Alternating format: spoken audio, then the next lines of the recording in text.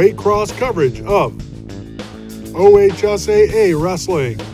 Made possible by SWOCA, the Southwest Ohio Wrestling Coaches Association. Klein Residential. Jeff Burkhoff's Old Coaches Association.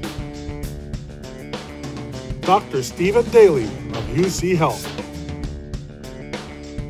Kent Smith of State Farm. Mark Floan, Cold Spring La Roses. And Steve Burke of Operation Giveback.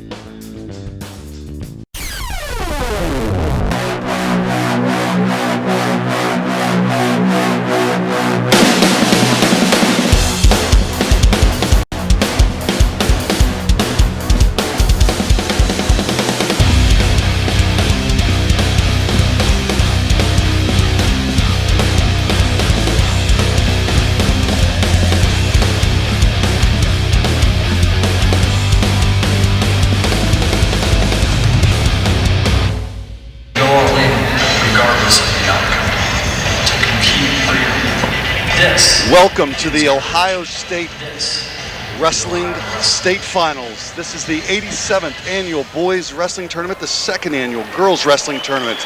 We're about to start the Parade of Champions. Tonight you'll be seeing Division 1, Division 2, Division 3, and the singular Girls Weight Finals. There's been an exciting tournament here. A lot of great wrestling's going on all weekend long. We've got lots of great things to go over. LaSalle is currently number 7, which is surprising. St. Ed's is definitely running away with the number 1 Division 1 category by plus 90, I guess. Next we have LaSalle, and surprisingly Moeller has jumped in there right behind them. It's at 62 points. LaSalle at 63 points. Springboro follows up the D1 category at 11, and Harrison rounds out the top 15. That's Division 1. Graham, interestingly enough, in Division 2, defending their 22-year winning streak. Defending it, they are plus 15, the closest it's been to Graham for a long time. Buckeye is threatening with 4 guys in the finals. Graham has 4 guys in the finals. This is going to be a battle. Also, we have great records finally since post-COVID. We're going to inaugurate, if she wins, our first female 4-time state champion, senior Chloe Harris, who wrestles for Harrison in the 105 weight class. She's undefeated. This year she came into the tournament at 34-1. She has 1 loss. In this tournament, she's been undefeated and pinned her way through. She's looked dominant through the entire tournament. So lots of great things. There's also a couple of 3-time state champion girls. The girls division has grown exponentially. So here at the Parade of Champions, the athletes, they simply have a time where they can kind of relax, walk out on the mat, get familiar with the people, see how crowded it is, get kind of used to being out on the floor. It's important for the athletes to feel comfortable. And I'll tell you, with this crowd, which seems fairly electric here tonight, they've been chants going around. I think we're going to have a good action-packed finals tonight. They just finished the ceremony for the Hall of Fame officials and Hall of Fame candidates for the year 2024. And here comes the official redcoats. These are the table workers and people who have helped with the tournament in and out through the entire weekend. Follow that with the gentlemen in the blue coats. Those are the SRIs, the state rules interpreters for the officials. And here are the roughly 45 officials that have done done a great job this whole tournament. It's an exhausting tournament for officials as well. They're out on that mat just constantly, up, down, and there's 3 officials per mat. That is done mostly to get things correct and make sure things are the right athlete wins. I've seen many calls this weekend that were questionable. Conferred with the second official, and they overturn it. So with that, we should see the athletes coming out soon. They'll come out one at a time. I'm recently joined with my two partners. We're live here. Yeah, my two partners. I'm just now being joined by Jerry and Lou, who are gonna help us through the entire evening and the entire event. So here comes the parade of champions.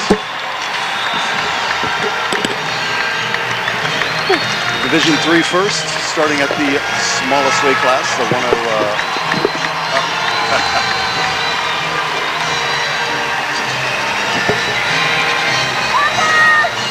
Well, I'm glad you guys could join me here today. Yeah, it's good to be here. It's always been one of my favorite parts of the show. It's a good chance for the kids to kind of relax and loosen up, let the people recognize them. Yeah, I do miss the stage, though. The stage is nice. I understand the girls are going to have their own solo tournament next year. We had to take the stage down. That's what I heard. Because of the 4th mat, but with the girls having their own tournament next year, I think the stage might return. I hope so. It just sounded better. Here comes Division 1 coming out, and here comes our second year for the girls coming out. The girls have really done quite a bit for the promotion of wrestling, both on the boys and the girls side. Wrestling has increased, both in attendance and also in participation. Kind of a Taylor Swift effect. This is definitely pretty cool. I like the pageantry and the fireworks, right? Smoke. I like a little bit of smoke going on, yes. Fog system going on. Athletes are filtering down on the mat. They get a chance to walk down and back, facing off to their opponent. I know we'll get into a lot more later, but any feature matches that you're looking forward to here tonight, Kyle or Jerry? Yeah, actually, all of them. Yeah, I'm actually looking forward to Chloe, watching to see how she, Dearwester from Harrison, how she finishes up her career as a 4-timer if she wins tonight. I think the 150 is going to be a pretty good match. That's Murphy with Moeller and Joy for Wadsworth. That should be a fairly good, a pretty good match. Yeah, I'm looking at a few right there in the middle as well. 138 Curtis of Maslin Perry and Brown of St. Ed's, and then back-to-back Bennett of Ed's and Ayub, a returning state champ. So I mentioned earlier, while you guys were on your sabbatical, the Ed's is 90 points ahead. They don't get there without having 6 or 7 guys in the finals. And as every year, it's kind of like an Ed's duel versus everyone. It's Ed's against the world, right? Yeah, it is this weekend. The world against Ed's. Something like that. So yeah, looking at the matches tonight, I'm actually looking forward to at 132 watching Blaze. I've not seen him wrestle. I've been at the whole tournament. You just want to see him wrestle? I do. Yeah, I was going to say, because I don't know if there's going to be much of a match, to be honest. I think Butler's going to dominate on the Blaze. I mean, it's probably you think it's Perry? Perrysburg? You think Butler over Blaze? But didn't he beat him last week? Blaze beat the #1 guy in college. Over in an open a few months ago, I believe. He's the U17 world champion. Yeah. I mean, he's going for his 3rd title. Butler will crush him. I'll take that side. I'll take that side. I'll take a bet. Maybe I'm thinking the next match down. Lou? What's that? You want a piece of that action too? Yeah, everyone wants a little bit of. I want no part of that. Vegas wasn't built on winners. Okay, we got to take a break here for the national anthem. Throughout the world has been justice and freedom. You're invited to stand and remove your hats for the presentation of the colors in our national anthem. The colors are presented today by the Wright State University Army ROTC.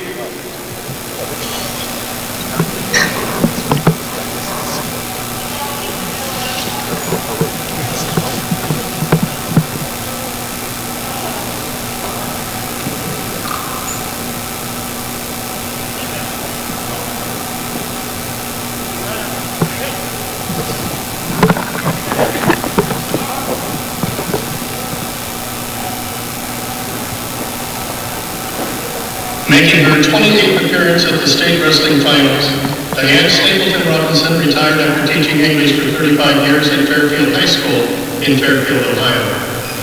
She began performing the national anthem professionally in 1971 with the U.S. Air Force Band at the Grand American Trap Shoot in Vandalia, Ohio.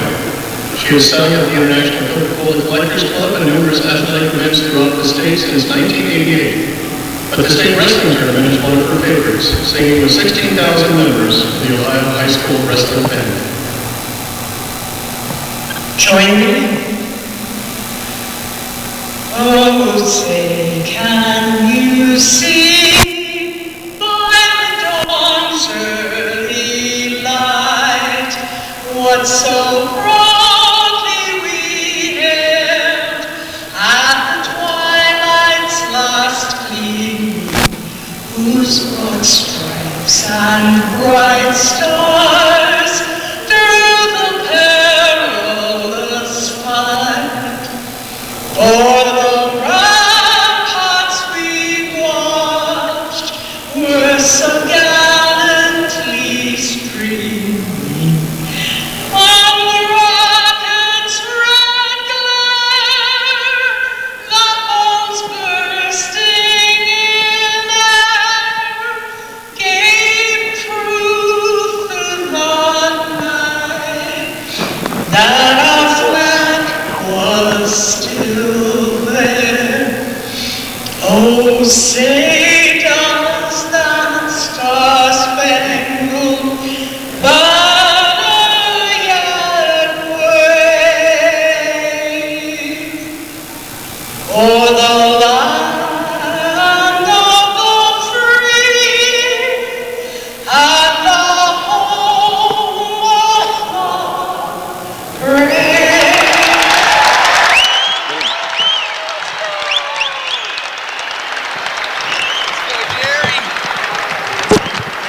Well, that was awesome. She does a good job. Yep. Great Every job. year. Let the color guard exit, let the athletes shake hands, and we're going to be off and running. Yeah, we're going to be jumping around a bit too. We're going to be jumping from girls to Division 3 and Division 1, just kind of getting our local talents here on the mat. We're going to see some of those tonight. There's going to be some good matches amongst those groups as well.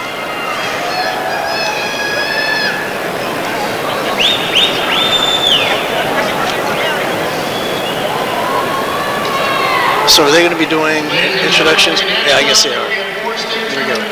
They will. They'll have the handshake here by division. We got a pair of brothers here, Division 1 for St. Edwards, the Miller brothers, and then a pair of brothers in Division 2, the Shulaw brothers from Columbus to Sales. So You know, that happens. Wrestling families, that happens a lot. That along with the clumps in the room, with the 105s and the 110-pounders all working out together. Rarely is it one person who's a lightweight is a hammer for the team, and then it's a whole other group. We need some good workout partners in the room. exactly. To practice. The old saying, iron sharpens iron. You know, I'm not surprised. The girls seem to command a large crowd. Yeah, they do. And it's funny, over last year, the very first state tournament for girls sanctioned here at Schottenstein, it was awesome. Suddenly you noticed a total uptick in the decibel level, in terms of the fans. We're going to start off with the 105 weight class with the girls with Chloe Dersh. I hope Dearwester. Let's not get ahead of ourselves. So the girls started 100 I'm sorry, that's pounds. 500 pounds. Yeah. Yeah, we have Graves from Oak Hills and Kraft from Jackson. Here we go. Hello. So yeah, Brianne Graves, she's 42-3, senior from Oak Hills, and Makenna Kraft from Jackson, 32-0. So this should be, battle of undefeated versus returning state placer. Yeah, she's got her work cut out for her. She's got a returning two-time state champ, Makenna Kraft from Jackson. Yeah, So, yeah. But Makenna, she was in trouble in the semifinals. I thought she was she was wrestling a Lakota East wrestler that had her on the ropes, and there was a late call. I think we discussed this earlier. Yeah, that was the 2 call at the end. Yeah, that was a controversial call. Got it right, we assume. Wasn't awarded. So You know how those referees have those controversial calls. Those referees are. It's not going to be a tournament without controversial calls, right? That's correct.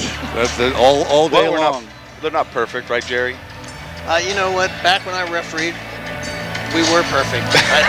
I'm not so sure that it's the same now. We all watched football to really get a run with the replays. Yeah, we did the challenge cube. Yes, that's correct. Well, Well, they do their best. look at us. They all do We're their best. frozen. There we go. Yeah, that's hopefully that's not live. So a little second while they get the order put together back into the tunnel. We'll get our first athletes announced and out. Team points are going to be critical here. I did not see a lot of. You're talking about the Division LaSalle 2 team final? point race? No, LaSalle. What's LaSalle have in the finals? How They many? have 1 in the finals. Muller has 2, and it's a 1 point. Yeah, I didn't see a lot of LaSalle, just 1. And Muller, again, with 2 in the finals. 1 is, looking like he might do really well, and the other one's going to have his hands full, I think. Well, I think they both have a good shot. Yeah, I mean, anything For can happen. sure. It's one match. It But is you don't have to have, you don't have to be great the whole time. You just have to be great that one match. so Division 2 is the one you're looking at, the point race. Oh, so Graham did take a little bit of a jump. They did. Graham and 15 Buckeye. and a half. 15 points plus Graham. Graham has 4 in the finals. Buckeye has 4 in the finals. Okay. Nobody's Nobody's catching St. Ed's. No, St. Ed's up by 90. It's a silly Division number. 3 though. Have you seen that race? Right now the Milan Edison, 84 points. They're in the lead with 84 points Oh my in goodness. Division 3. Oh my goodness. In second place, 78 and a half. So that's about who's second? And 74. Barnesville and then Lake Catholic. I'd like to say I know who That's has the most people in the finals. Yeah, I'd have to take a look because I haven't been following Division 3 a whole lot. We don't have a whole lot of local. Correct. Yeah, and our hands are full. Our hands are full basically with what we have.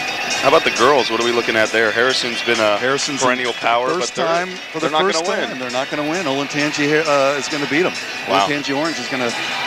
Looks like they're going to take care of Harrison this year. Yeah, they got a few in the finals, and Harrison has 1. I think it's just Dearwester. It is, and surprisingly, her workout partner, I don't see her placing. Briggs? Yep. She was 3rd, I believe. We saw her earlier today. She pinned, I think, for 3rd place. Reagan Briggs, I believe is her name. Did Reagan win? She didn't win. She was, I think, going for 3rd. Okay. Did she win her? I don't recall that match, honestly. Yeah. All right, here we go. Thunder, AC/DC, Get it, one of my baby. favorites. Let's get this rolling.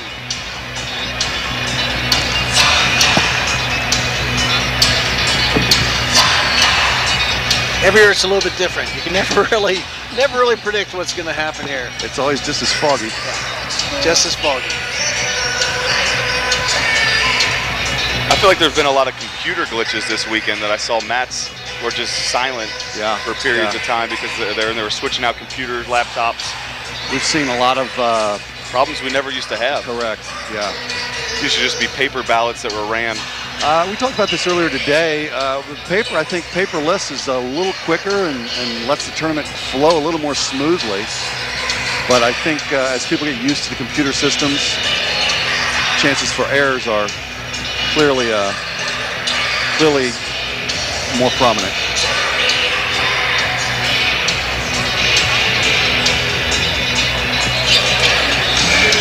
Here we go, baby. Let's get it going, Jerry. Let's go. Kyle, what let's are we go. waiting for? I don't know. Right? You know what? I'm Kyle Grillo. I'm a official from Dayton, Ohio. Jerry Tischler. I am a wrestling coach from Cincinnati, Ohio, and a former official. Luke. And Luke Carraher, also another Cincinnati native, wrestler, former coach, and now just find myself busy raising a little baby girl. So maybe she'll be wrestling in this tournament one day. Absolutely. If her mom allows we'll it. be here announcing. Yeah, right. I won't be here. Well, I won't be announcing. I'll be down coaching probably. Well, she won't be there if you're coaching. Yeah, I was going to say, I don't think she wants you in her corner. Come on. I don't think I'd want to either. I saw all the coaches during the national anthem. You could tell the nervous ones because they're over there swaying. They can't sit still. You know, you talk about the coaching. Coaching really matters. It used to be a time when you thought, well, the coaching really doesn't matter. Anybody can run a practice. But let's look at Legacy Christian and Archbishop Alter out of Dayton. Their coach has switched. He's turned 3 teams around. Legacy Christian, he just left Legacy Christian. He's in a 2nd year at Alter, and bam, Alter's in the top 15.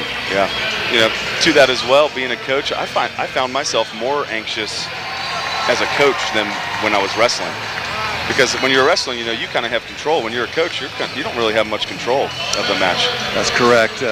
Some of the athletes, particularly the more confident ones, would tell you, I don't even listen to my coach in the corner, but I don't know how you can't. Yeah. Those guys are so loud. Right, I don't even so know. animated. And here comes the girls for our first match. And that's Brianne Graves from Oak Hills coming in at 42-3, a senior and former state placer, against Makenna Craft Jackson, 32-0. So a junior, undefeated junior, 32-0. And I've actually watched Makenna in a couple of her early matches, and she's got a lot of energy. Can we get a shot of her coach's suit? Look at this thing. That's look at this. Ronald McDonald. Let's go. I don't know. That's a little school spirit. I tell you, Kraft had a tough one. She had a tough semifinal. Yeah. Barely got through. There was a call that was the call at the last second. 2 points not awarded. Time ran out, and she took the prize. So she's a 2-time state champ, facing off against a senior from Oak Hills. Often you see these athletes shut down a little more in the finals. They, wrestling to win or not to lose. I would say exactly. I mean, I've seen that. A lot of times you hope for really exciting finals across the board, but it is kind of like a chess game a lot of times. When they're comparable in terms of skill level, next thing you know, they're playing for that overtime victory, right? Playing not to make a mistake, capitalize on a mistake, waiting for that mistake to happen, and then boom, suddenly they capitalize it and they win. Kraft in on a low single, trying to pick it up off the mat.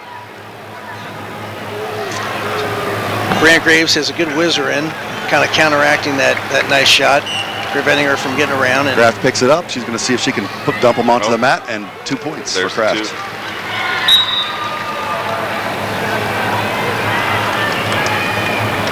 So she's on her way to her next state championship with the first 2 points scored. Let's see if she can advance with some sort of turn. She's got a deep bar arm in right now, so working to try to get a little angle, get a little leverage, see if she can make some near fall points happen. Yeah, Graves doing a good job fighting it off here a little bit here. Not giving it up, not giving her the angle. So I have watched Kraft run the legs. Not a lot of girls run the legs. Females run the legs. And I'll tell you, she's run them throughout the tournament, successfully. So I like her hip positioning. She's got a good bar arm there. She needs to get that far wrist though. Pull that in. Once she gets that, she's going to have an easier time turning her over. Just like that. There it is. Some back points. Kraft trying to make a statement. That is an amazing bridge. Yeah. Brianne Graves, an amazing bridge right there. She is bridging so high that time's up. Wow, time's up. First period's over. That was a fast 2 minutes. Saved by the buzzer though. It's tough to be on your back for more than I wouldn't know. I wouldn't either. I was going to ask Lou. Yeah, ask Lou. Jerry knows exactly how many lights are in this building, actually. It's funny, Lou actually was in on engineering a set of headgear that had a pillow in the back. That way when you're on your back, you can have a little bit of comfort. He totally just stole this. All right, anybody that watched us last year, we said the same thing, but it was Jerry's invention. Lou, he actually had a patent. Be in the present. Back to the action on mat 1. It's 5-0. Kraft in a commanding lead. Drops down on the front headlock. Yep, working to get that angle there and get another 2. There she goes. Covers the hips, and there's 2 more. 7-0. Kraft running the table here. Seems like Kraft likes the bar arm series with a little bit of cross body, leg riding in between here. So a lot of leverage moves. Looks like she's worked for the power half. And power half is in, throwing both boots in.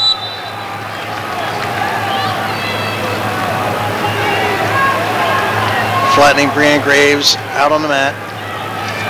Working to get that bar. She drops a leg out. She's got it in.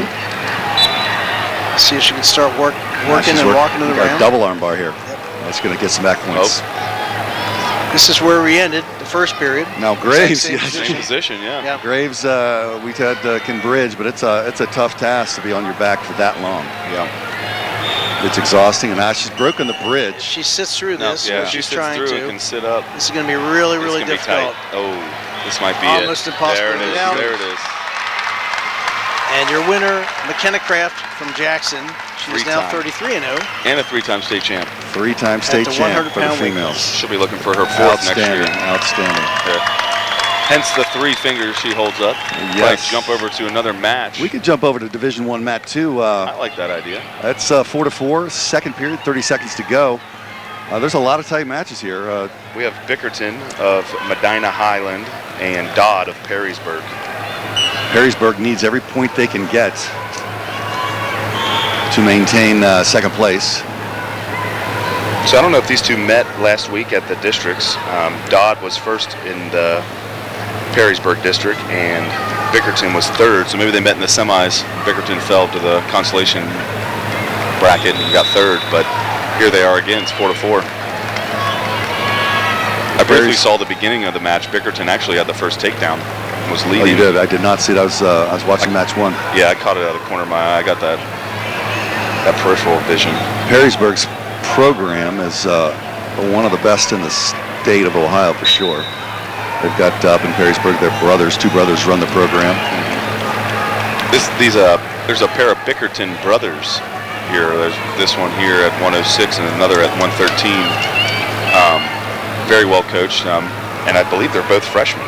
So Perrysburg escapes for a 5-4 lead with the escape, out of bounds, so 1:40 left. And you know they're in good hands. I see their coach over in the corner, Dave Habit, St. Ignatius product. I believe he wrestled at Edinburgh as well, was an NCAA runner-up. So you know they're well coached. Double hooks by Perrysburg. Drops to 1, drops to 1. Perrysburg's coach might be my favorite to watch, though, in the corner. He's very animated. And one of them's more animated. That's correct. Yeah. Action moves back to the center of the mat with 1 minute to go. Perrysburg is in the lead. And this is where wrestling not to lose might come into play. He's on the edge. He gets in a little trouble. He might be able to bail out.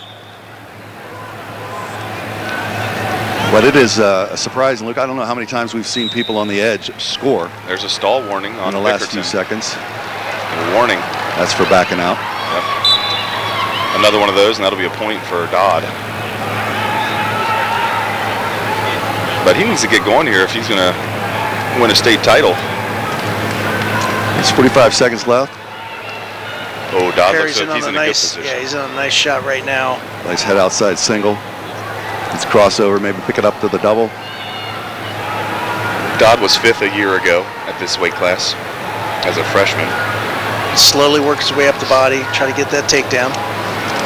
I mean, in this position, I would just let the clock go. You know, he's going to win the match. He could elevate those hips. He's got his that left arm around the body. Yeah. Once he gets that left arm around the body, wow. Oh, that's what he had to do right there. They stalemate. Yeah, they stalemated. I'm surprised about that with just a few seconds to go. 15 seconds is enough time to change the outcome of the match. Bickerton definitely has a shot here if he's got to go. He's got to throw the whole house and the kitchen sink at him at this point. He's doing a nice job. Oh, a little squirrel. Right. Whoa! 2 points on the flying squirrel. Wow, are you kidding me? To take it in overtime or to take it to victory. Amazing. Yeah. Let's see. Can I see a replay? Are they going to give it? Now that is. He gave it 2. There it is. You cannot run that move. Oh my! On your feet. Let's see if we can get a replay here. Yeah, it'd be nice. Here we go with the replay. Now you can't run the flying squirrel on your feet. You have to be. One opponent has to be on their knees. So. No, he was in midair. They talked about it, and the other ref conferred, and they agreed. Bickerton's going to win this. Wow! I don't know if we can see that. Wow, if we can see that one more time in slow motion. Are you kidding me? That would be. We can really kind of pick it apart. Again, you cannot jump over the opponent. I think he's surprised more than we are. You cannot jump over the opponent when he's on his feet. Look at that. If we see the replay, we'd like to see that one last time to see if he actually. You also have the time involved. I mean, time was running out exactly. Did he have control? Did he have established control? It happened so fast. Yeah. That's unbelievable. What a finish. That was a good finish. You got to, we talked about that. They got that stalemate with 15 seconds left. Yeah, when Dodd was in on the takedown, when he looked like he was about to score and go up by 3. Yep, that's correct. And that would have solidified. The match would have been over. Oh, here it is again. So we're going to see the flying squirrel. Let's pay attention to see when he initiates it to go on their feet. Over the top. Is he on his feet? He does drop down, but he's already in the air. They're both on their feet. They're definitely on their feet. Yeah, you know what? Are you saying the ruling is? Yeah, what is it? I'm not sure. So that knees, I or? think, and watching that a couple of times, I don't know that was actually a flying squirrel. He didn't go over the top. He went more around. He was airborne. He was airborne. He's allowed to go airborne. So but not he a went more flying squirrel, around. maybe like a Like semi-flying small squirrel. chipmunk, maybe. No, I think that's probably the right call. An injured flying squirrel. He didn't go up and over, and that I think was the difference. That's probably what the officials conferred about. Wow. Well, they wasted okay. a little time in saying yes, it was good. So Yes, and we're off and running. That's Well, I respect that. Stick to your call. if it's right. If it's correct, do you agree? I agree. I think that was the correct call. Actually, I thought it was pretty cool. it was fun Very to cool. watch for sure. Absolutely. Well, we're moving right along, and we have Lauren Ficker of Vermilion, a senior with a record of 42-2, versus Chloe Dearwester of Harrison, a 3-time state champion, 37-0. Trying to make history here as a 4-timer. She comes out with those that classic pink headgear she's worn all year, kind of her trademark headgear. Man, I'm looking in the program, and she's the only picture. They didn't even put anybody else in there. well, Yeah. I believe with this, provided she wins, she will be the first 4-time female wrestler in the state of Ohio. That is correct. Yeah. That is correct. Now, agreed. Now you can argue about that all day long about certified state of champions and not certified. The program has to start somewhere. It started 4 years ago. Chloe won it 4 years ago, and now it just happens to be certified by the state of Ohio. So let's not take anything away from the athletes prior to certification. She almost qualified for the boys tournament 3 years ago as a freshman. Correct. That was her freshman year. As a yeah. freshman. I believe Miami East posted the first girl to get on a male podium back, I want to say, 4 years ago. Okay. Oh, was that Shore? The male Sure, I podium remember the name. at state. Right here at State, yeah. I remember the name. was the Yeah, she had first, brothers that that's were correct. Her brother actually missed weight. Projected state champion missed weight here. today, Friday. Wow. So here we go. So they both have the pink headgear. Yeah, You I mentioned think, that was her signature. That's her signature. She wears it every. Is that a every trademark match. infringement? I mean, what's happening? Maybe. Up and Chloe's she's in the green. off and running. Take down.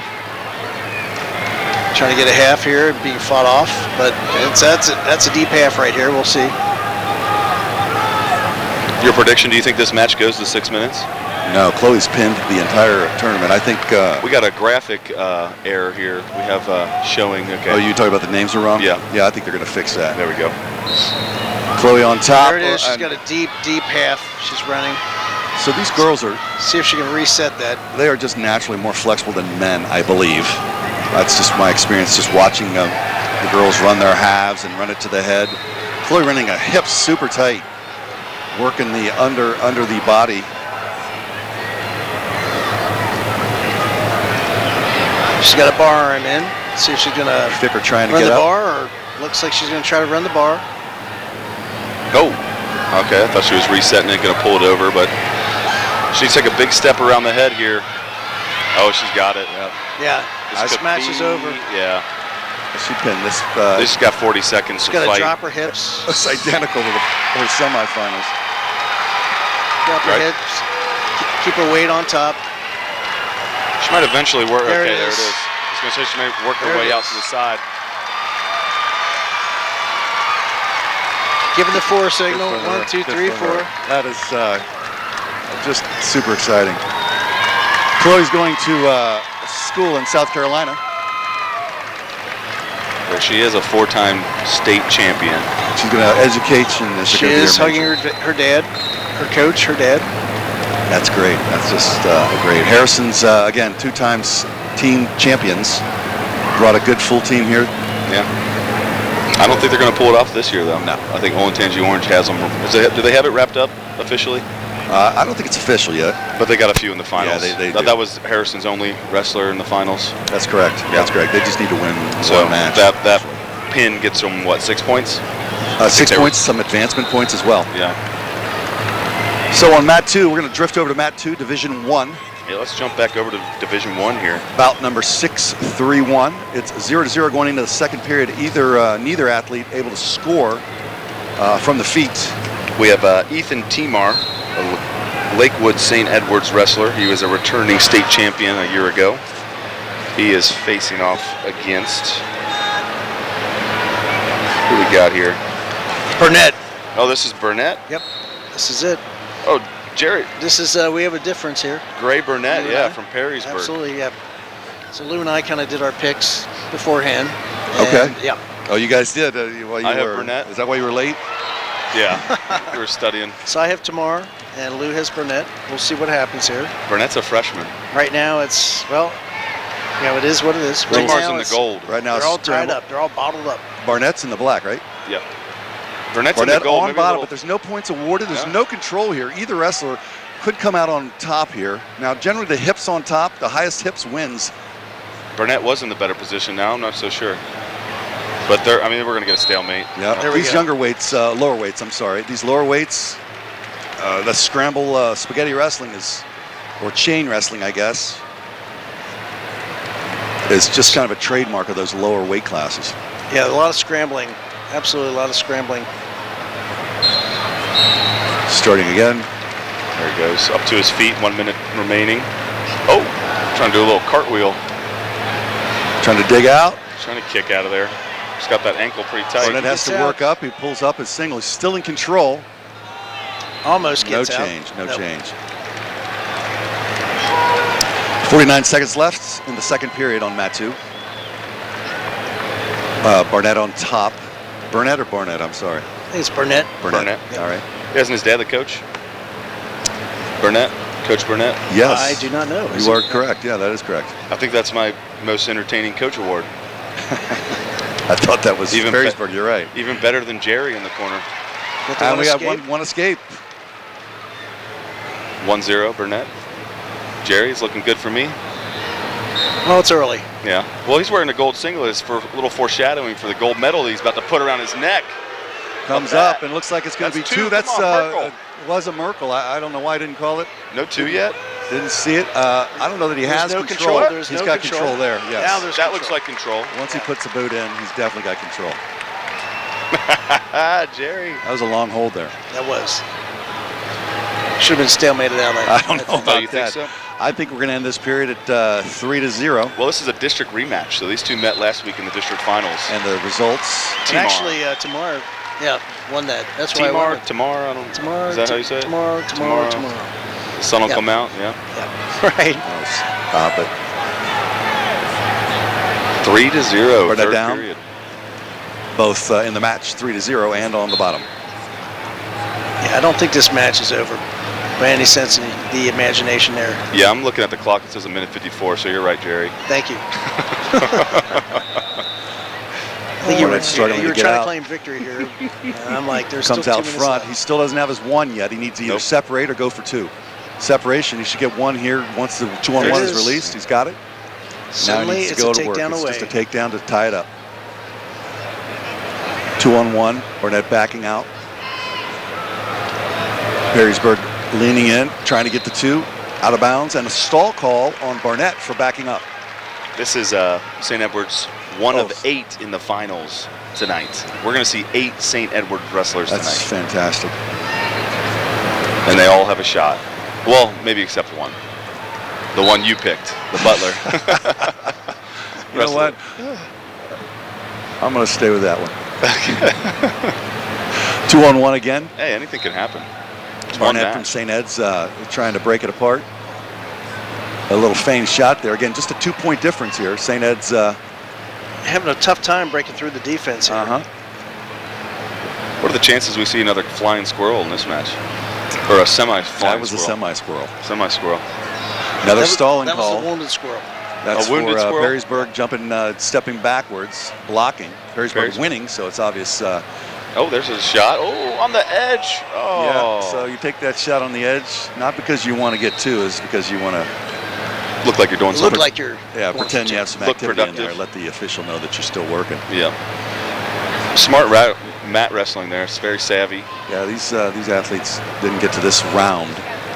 No, he doesn't wrestle like a freshman. Oh, Now he's behind him. No 2 yet. St. Ed's trying to get on top. No 2, no scramble. They face off. He's able to square his hips 20 back seconds left. up. At this point, even a stall call is not going to help him. Nope. And there it Oh, is. There it stall is. on red. 1 green. I don't know. All right, That hold on a is helpful. second. That is helpful. Wait, but how was that a stall when he All right, drove here we him go. out of bounds? I clearly saw it. So it's not him backing out of bounds, it's how they got to the back. See how he's backing out there? I wouldn't, he might get hit again.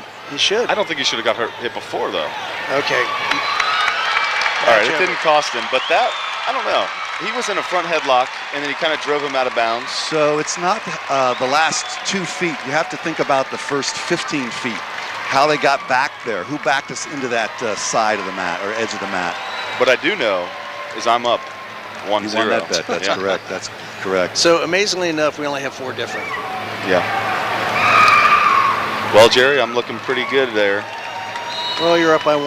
Off we go. Now we're gonna drop on over to D. Division 3. Division boys. 3 boys. 120, right? 120. Logan Dean of Bethel. He's 36-2 as a senior. He's going against Pikor from Lake Catholic, who's 40-3, also a senior. So Division 3 is mat 4, I believe, and there's still a match going on right now, currently. But we'll get to that Bethel-Tate So the guy, match. Coleraine, what's his last name again? Bethel-Tate. Bethel-Tate? Yeah. Logan Dean. Logan Dean versus Pikor. Parker. Yeah. Can't even read my own handwriting. Parker Pikor. And with the conclusion of that match, we're going to move right on to our next 120 pounds. So Parker was a state runner-up a year ago from Menor Lake Catholic at 106 pounds in Division 3. Lost in the finals. He got stuck in a minute 14 by Adam Matten of Delta. That was last year? Last year in the finals, correct. So he's going to be looking for a little bit of vengeance, I got to believe, on that one. Yeah, I think he's thinking, second time's a charm.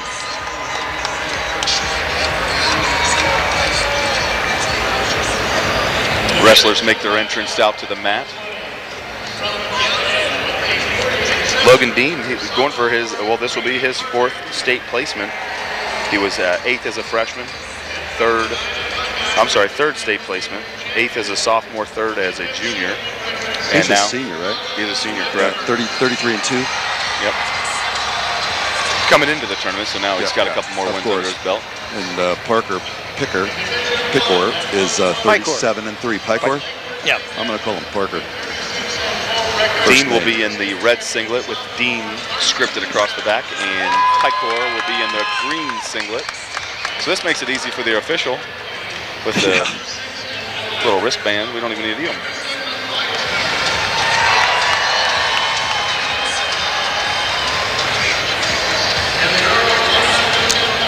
Division 1, St. Ed's not leaving the chair. He's just going to move over to the other side and welcome his next I think I saw a reserve sign on the chairs for St. Xavier coaches, or for St. Edward's coaches. It is a lot like a duel. Yeah.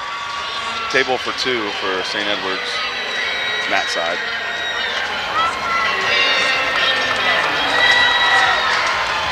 How many years in a row has St. Ed's won state? I don't recall the last time they lost. Was there a year when they lost to Maslin Perry? Yeah, I think they're rebuilding their streak. I think Graham's higher on the consecutives at this point. St. Ed's, or we're gonna look it up. Dean on a front headlock. Parker trying to keep him from getting around to the back. I mean, Dean working hard. By history, though, St. Edward's is just by far light years ahead. Yeah, I think most state placers, 368 state placers in their history. Dean successful getting the 2 points. Now works for the tilt. State finalists. Puts in the legs. Any guesses on how many state champions they've had? St. Ed's? Yep. 250. Well, hold on a second. Dean trying to keep his hips up. 203 state finalists. Do a step over. Parker 119 state champs. Dean's still in control there. Scores 2-0. Jerry can name all 119. I cannot. Dean comes out with a little claw ride. Working up for a Merkle there. See if he spins it over, takes it over his own back and takes him to the mat. Abandons that, goes to the cradle. It's for near cradle. See if you lock. Nope, can't lock it up.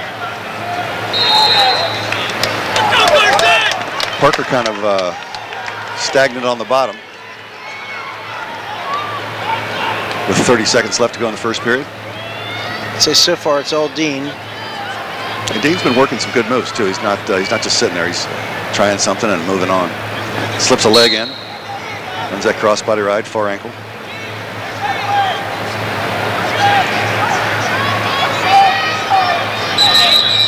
Wanders out towards the edge of the mat. Pikor trying to get that leg out. He's got to start somewhere. Starting with the leg was That's the end of the first period. We got Green's choice. Pikor's defers. Dean goes neutral. And Dean takes neutral. Why not? He took him down. Absolutely. Then he rode pretty tough on top, but really didn't come close to turning him. Yeah, I wonder if he's maybe a little conservative. Maybe Pikor has something on top that he's a little hesitant to go down. Dean with a low single comes in. He gets 2 points on the edge there. Keeps his legs in. I mean, that was pretty easy, so I would probably elect to go on my feet as well. Well, he's definitely gotten into his head, I'm sure, with 2 consecutive takedowns. That one being relatively quick at just 13 seconds. Yeah. And effortless. I mean, it looks so easy. Well, he's going for the takedown again. Optional start. Yeah. Optional start. He tells the official, pushes him away, and 1 point's given. It's now 4-1. Oh, Parker's in on a leg. Dean kind of holding off, a little crotch lock, a little potentially dangerous. The official saw something he didn't like. When he came up to his feet a little bit there. Oh, he's back in on the Dean nice back shot. In that low single. That's 2 in a row for him. There's 2. It's 6-2-1. Boy, he's really got that shot going. It's working well for him. So he's just trying to ride him out now. He's had 3 takedowns. Go back to the crossbody. Try to get some points here. Maybe a little bit of near fall setup. Any idea where he's going next year? I mean, I would imagine he's going to wrestle somewhere. No, regrettably, I've had some difficulty tracking down some of these athletes. Mm-hmm. I've spoken to a few of them just in the smaller rounds. The semis happened last night, so these athletes haven't been hanging around the gym here all day. They've been in and out. Yeah, and if you're Division III, you know, Friday you wrestled around, what, 1:30? You were done if you won. You didn't wrestle again until the next morning. Wrestle in the morning, and then you win there. You don't have to wrestle again until Saturday night. So you guys a lot of downtime. Correct. A lot of time to kill. I've seen different techniques for the coaches keeping them warm. I saw a couple practices taking place today or yesterday. So Dean doing a nice job, just pretty much riding and, you know, working, riding tough. Oh, he's in trouble looks here. like he's about to got reversed. With just 7 seconds left, Parker comes around, gets his 2, and jumps right back into this match, 6-3. And he's going to choose bottom, so hoping to get maybe another reversal, maybe an escape and a takedown, and then we're tied up. Clearly can get to work, get that done in 2 minutes. That's right. I'd be surprised if Dean doesn't just let him up. I mean, he's taking him down 3 times. Oh, he's got a nice cradle on right now. That's tight. Oh, he's got to walk that leg up, and he can take it over. I mean, you don't have to force anything here. You've got a 3-point lead. Parker's kind of flattening out, defending the cradle pretty well, though. You know, but in this situation, Dean needs to get hip to hip when he had it locked. Not anymore, but when he was locked up, if he got hip to hip and walked that leg up, he could get a little more leverage and be able to take it back. Back to our previous point, sometimes you put that move in and you might let it go because you're wrestling not to lose. Right. And often that is the crux of how you lose. You don't wrestle how you got there. A little potentially dangerous. They're going to start over. Dean back on top. You know, with 1:17 left, you know, if I were a coach, I would be thinking, hey, let's let this young man up. Let's go takedowns again. We've taken him down 3 times. Yeah, but Jerry, you let him up and it's 6-4, and then he gets 1 shot. Yeah, and now it's tied. He scored all his points off the bottom. Need I say more? Well, and he's on the bottom. Later in the match. I would ride him a little bit like he is. If he's going to let him up, I'd let him up with the last 30 seconds. No stall warnings. Yeah, I mean, he's confident and comfortable on top here. But you're right. His points have all come on the bottom, getting out. I mean, even a late reversal here, you're fine. You're still winning. And then he's going to have to let you up. There he goes with that reversal. What happens with that switch? He's working that switch. Yeah. Dean comes back around with a re-switch and puts Parker right back to the mat. Now he's working a little forced half. Again, lots of pressure on the head, keeping Parker's head down. Almost like a bit of college style on top in terms of riding. Kind of tough riding. There's a lot of, obviously in college you get riding time.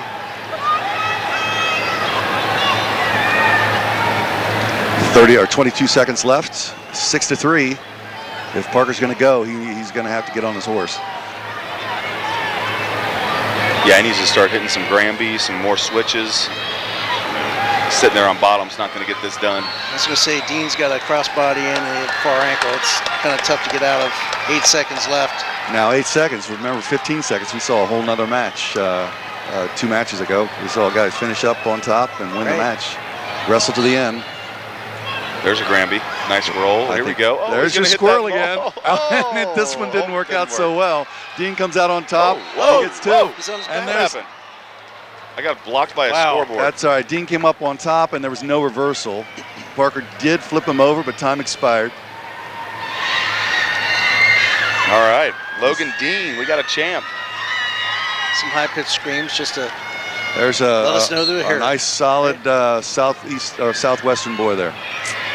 That's one for us. Down over here, the girls, a 4-2. This match is finishing up as well. There's that flying squirrel now. That is totally legal. That is a total flying squirrel.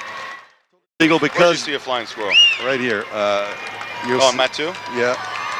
D1? Right here. Division We're going to one? watch it again. Right here. Oh, Dean's, okay. this is Real that flag. flying squirrel. He Nice stands up. Granby roll. Because he's on his knees, this is totally good.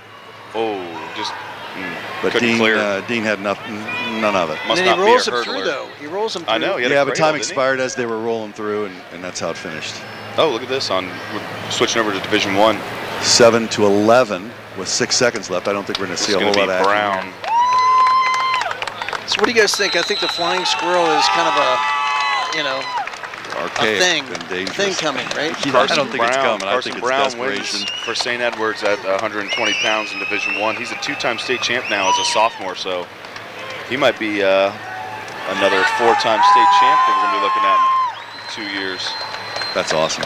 He's got 2. He's 2 for 2 right now. Jerry, what'd we do on that? Did we pick the same guy? We did, as a matter of fact. We both Okay. picked the St. Ed's. Yep. Coming up, though, Division 1. We're going to switch back to Division 1, 126 boys. We're going to have Cole Evans of Perrysburg. He's 32-5, a junior, versus Phoenix Contos from Toledo Waite. He's 41-3, also a junior. And a returning state runner-up, so Wait, I'm sorry. Phoenix Contos. He's runner-up. from He was last runner-up year. a year ago, yeah. Same weight class. At 126, that's right. You know, it takes a lot of work to get back. It's a long season. And we got some Injuries. Metallica pumping in here, Jerry. The Mighty Met. I want to see the flame pillars, though, that they used to always have, the pyrotechnics.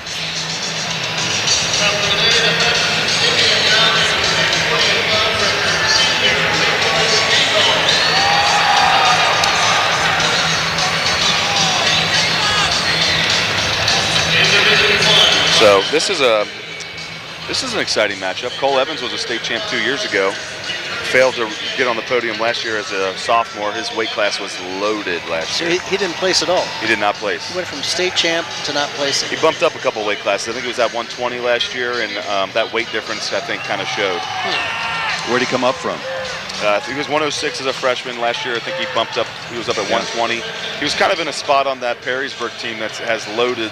Yeah. They're just loaded down low at those lower weights. That state champ last year, Ryan Avalos, and then they had Marcus Blaze. So he really had nowhere to go a year ago. So he kind of had to bump up to wherever he could fit in the lineup. You know, good for him for making a spot for himself, as opposed to a lot of kids want to high school portal out, transfer over, get back on a team where they can do some damage, I think. But so he's trying to become a 2-time state champ, and he's only a junior, so he could be a 3-timer. Phoenix Contos is a junior as well, trying to get his first title. so we're off in the first period at mat 2. Perrysburg defending the single leg. Another Perrysburg guy. I mean, we've seen how many now? This is Perrysburg, 3. I think, has 5 or 6 in the finals. Wow. Perrysburg still trying to get his hips up, hips on top, and not two yet, but there should be two coming right here. Jerry, we differ on this one? We do not. Oh. Perrysburg comes out 2-0. Who we picked? Oh, we both picked Contos. We did. We both picked Contos, right? Okay. Well, Evans is in control right now, and they start over from the out of bounds. Evans in the gold singlet. Contos in the black. The green anklet. Nice Granby. Was it? It was. He almost scored. Well, what he did get was that leg when he rolled through. He was able to pick that leg up. Yep, just that little bit of separation. That's what you're looking for on bottom, right? You just want to get a little hip separation. Looking for an opening. And you can see how close Evans rides those hips. Evans, he's a tall 120-pounder, 126-pounder. Stopped for potentially dangerous. I saw him in an earlier match, and he was wrestling his opponent much shorter. He just definitely had the height advantage. Those long arms are good for cradles and leg ankle riding. picks. I mean, you can just snatch a leg from distance. 54 seconds left to go in the Division I state finals here at Columbus, Ohio. It's 2-0, Perrysburg. Perrysburg on a very tight top ride. Not a lot of room to move for Phoenix Contos from Toledo Waite. Riding tough. Working hard to get to his feet, though. I feel like he's going to hit that Granby again. Oh, the pseudo-Granby. You know what? This is another district rematch from that Perrysburg district. That's a tough district up there. No one yet, no one given. And guess Evans who won? Still in control. Actually, he's not in control. The referee, the official's actually just waiting to see what Contos does. Does he break away and get the one, or does he try and get the two and put himself in jeopardy of not getting anything? Oh, got some rolling. So another takedown? No takedown, no takedown. No separation, no takedown. Okay. But Phoenix Contos was district champ. Cole Evans trying to avenge that loss. We already saw one guy that was not a district champ become a state champ. Yeah. He avenged his district defeat. We've seen two wrestlebacks where the people initially lost to a guy and came back and beat him in the third and fourth match also. Contos choosing down to start the second period. You know, you see these guys week in and week out. It's hard to beat them consistently, right? I mean, they definitely get to feel you out, yeah. And then when Perrysburg may not run into this, or St. Ed's, riding them tight with that claw ride.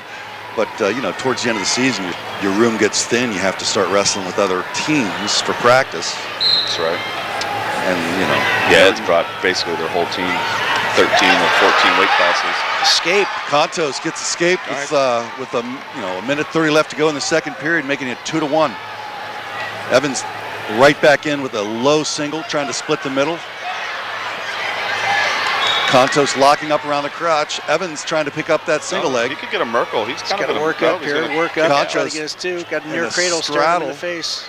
Yeah, he's got a cradle. He's so long. Why doesn't he just lock one up? Drape that arm over the head. Contos working himself out of bounds without showing the official he's running out of bounds. Stopped for a stalemate. It looks like Contos has a cramp. Going to start some injury time. Evans gets a breather, maybe a drink of water. Contos gets a little attention.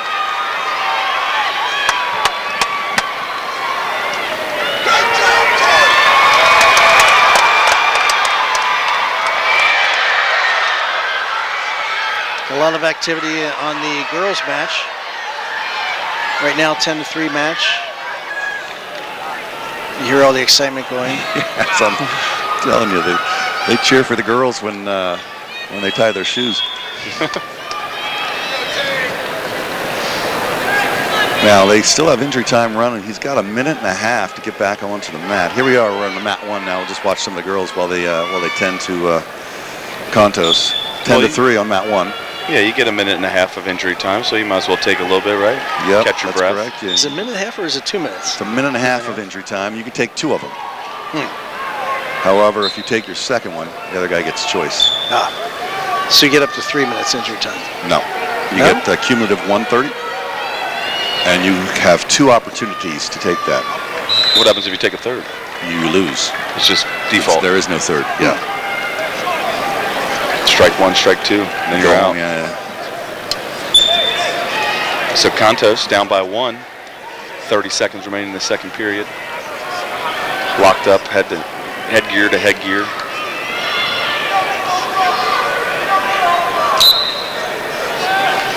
Evans with a small shot, high single leg.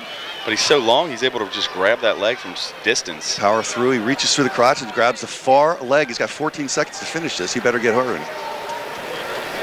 Contos trying to cut the angle and get around to the side here.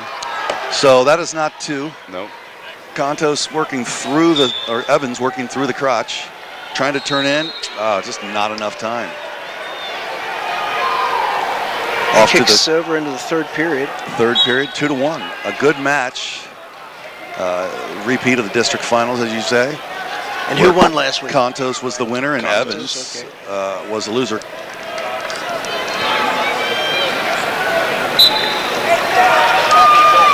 Right now, though, it's 3-1, Evans.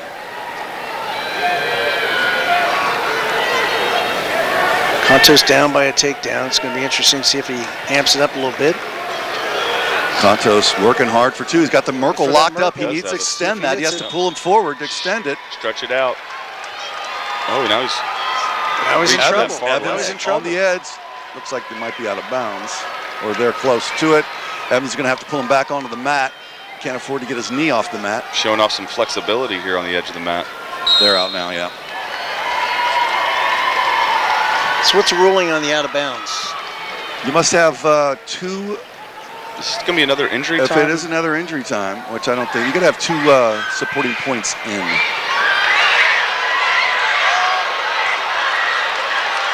A little pin going on over on mat one. Wow. Is that an upset? Well, it got loud must in have here. been. I don't know. It must have been an upset. 12-5. It's 12-5. I don't know if it's an upset, Well, but she was one of winning. them is upset for sure. Right. Yes. Here we are back on mat 2, 3-1. Perrysburg in control in the third period with the 1:20 to go. Again, last week, Evans was defeated by Contos. But this week, times changed a little bit. He's up by 2 with a minute to go.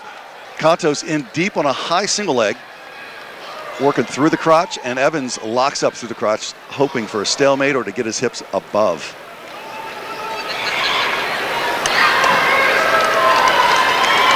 No control yet. Still no 2 of it. Contos kind of sitting back to try to get some control here. We'll see. Evans is going to end up on top here if he's. There we go. Oh, 2 more for Evans, he making could it turk that leg 4-1. up too. Yeah, if he could turk that, he could get some backs. 5-1 now. That's a nice little cushion. Yep, it's 35 seconds. You know, those scrambles are 50-50 at best. This time, Evans comes up on the positive end of it. Yeah, Contos is going to be a 2-time state runner-up. Evans a 2-time state champ. 2 over 3 years. Over 3 years. He didn't even place last year. Didn't even place. And that tells you the strength of that Perrysburg lineup.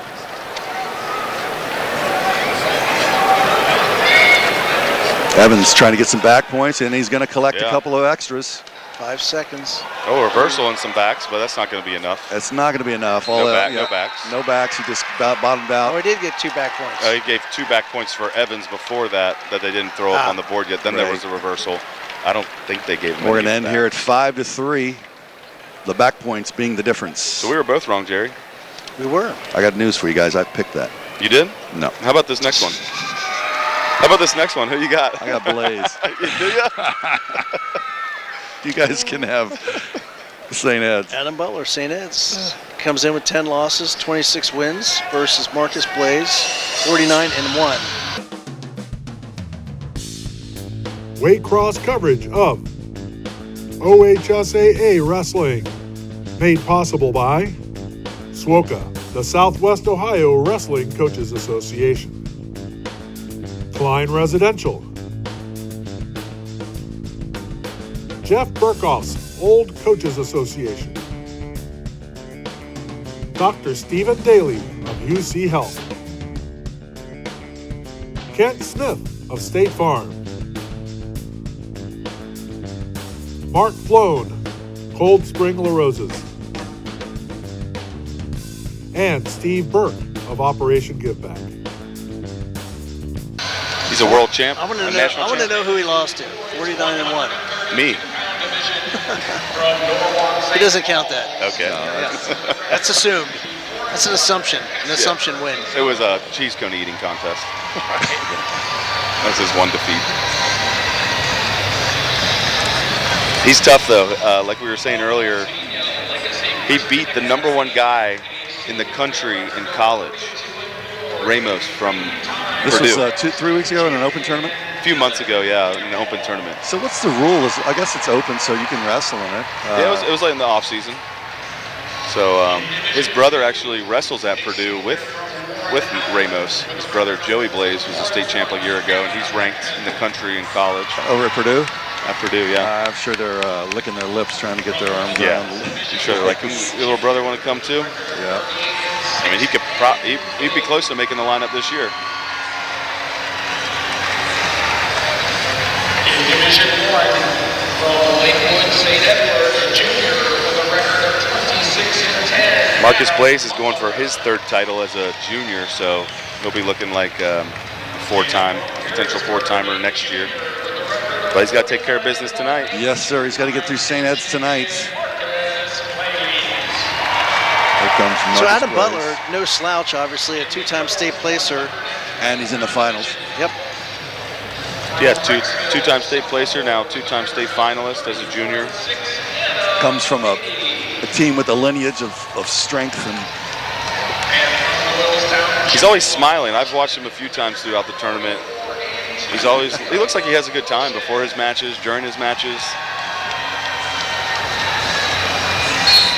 well, they wrestle a tough schedule. He's got 11 losses. Here he is in the state finals. Yep. Let's see how Blaze, if he can take care of business here. Butler's not wasting any time. He's going to come out and be the aggressor. He's on the attack. And Theoretically, they weigh the same amount. Or at least they did when they weighed in. Right. They put their shoes on the same. obviously they Left one on the did not left have foot to and weigh right in on the today, right? So they could be 10 pounds heavier. They weighed out last night. Yeah, that's pretty common. I don't know. They do such weight checking, water and hydration testing. And Butler really taking control here. Butler going after it. I like it. That's good. 30 seconds got to keep that in. up for 6 minutes, though. Yeah, that's not impossible. Yeah, I'm sure he has good stamina. Butler on the edge, Blaze working him. He probably gets a little bit of work in that Ed's wrestling room, I'm guessing. Yeah, not a lot of off days there. Blaze, nice. I don't even know if that was kind of a duck? sweeping single Boot scoop? duckish thing. Yeah. Gets a Lets him up. takedown, lets him up. He's Very fully confident. Very quick, very slick. Fully confident he's going to take him back down. Butler not giving up, trying to get that underhook in. But I mean, Blaze, he has nothing to lose, right? No. He's facing off against a two-time state champ. He's like, let me just go out there and just have fun. Hopefully put on a good show and not get injured in the process. So you picked Butler before this match, I believe? I picked Butler, yes. Yeah. Okay. That was before I knew his prowess. Slips a head and arm attempt there. It's not too late to get in our pool. I'm still here. Half price. We'll let you in for half price. I got a 1-0 lead. Blaze Right ahead, there. 6-2 on top. Looking like he's going to be in control. Just 30 seconds into the match, or a minute 30 seconds into the match.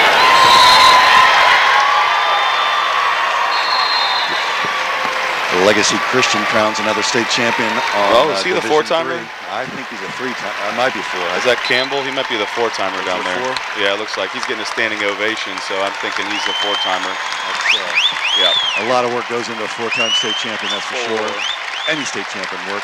Blaze running tight here. I think he's just going to be content to finish out the first period with a 6-2 lead.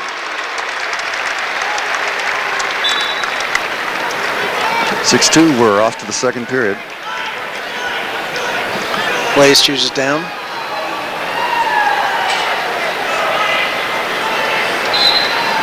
It's see if Adam Butler can hold him down here and maybe try to get a turn. I mean, he's really not out of the match yet. It's early. You're right. It's very early. There's only a 4-point separation. Yeah. You know, single leg escape, takedown, and you're good. Here's the escape. Might need to watch those hands to the face, though. I'm surprised, letting that go. Blaze in again. Blaze just balanced out there. He's surgical when he's out there. I mean, it's just like, it looks effortless.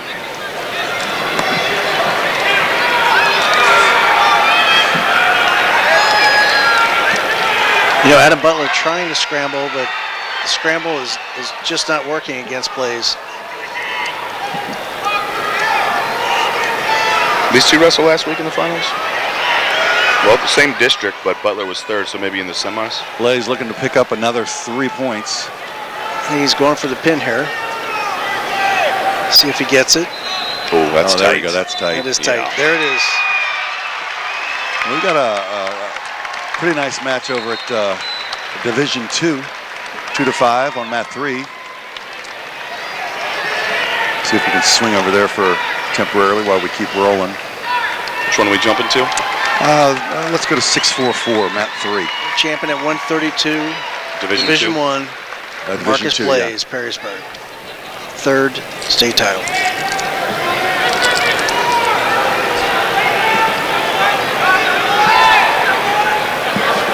And we're going to slip over to mat 1, where it's 0-3 at the coming to the conclusion of the 3rd period with just 13-14 seconds left.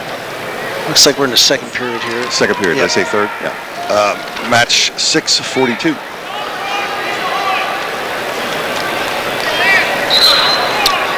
I believe we have Anna Madi of Brecksville, Broadview Heights, returning state runner-up.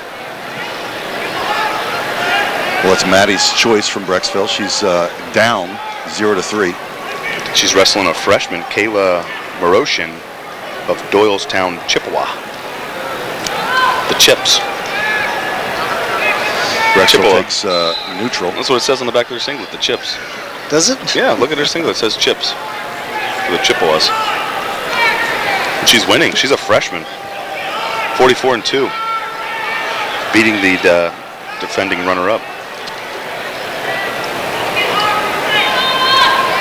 Anna Madi actually had a tremendous semifinal match, knocking off a returning two-time state champ Reagan Briggs of Harrison. Oh, that's impressive. Yeah. Briggs was going for her 3rd title. I remember. I've seen Reagan this year. Yeah, she battled back and placed 3rd.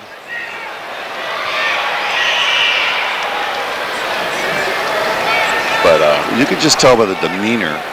Brecksville is a little off balance out there. Probably not in this water very often, this kind of situation very often where she has to come from behind 5-0.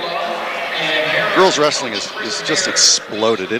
I heard it is the fastest growing sport in Ohio. Really?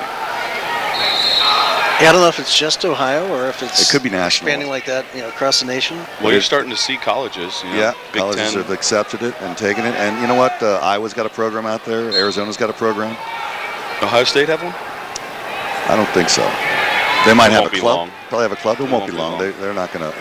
Big Ten's going to try and be dominant in all sports. I think the success of the women's Olympic teams, prior years, has really kind of like spurned the passion. Now I wrestled a long time ago, and when I wrestled in high school, there were no female colleges wrestlers. But when I wrestled in high school, there was one girl. That's the first girl I ever saw. It's like in the 6th grade. It was the 80s, 70s, 78. And she was a wrestler? And we had a wrestler, yeah. And you know what? People didn't want to wrestle her, and boys didn't want to wrestle her.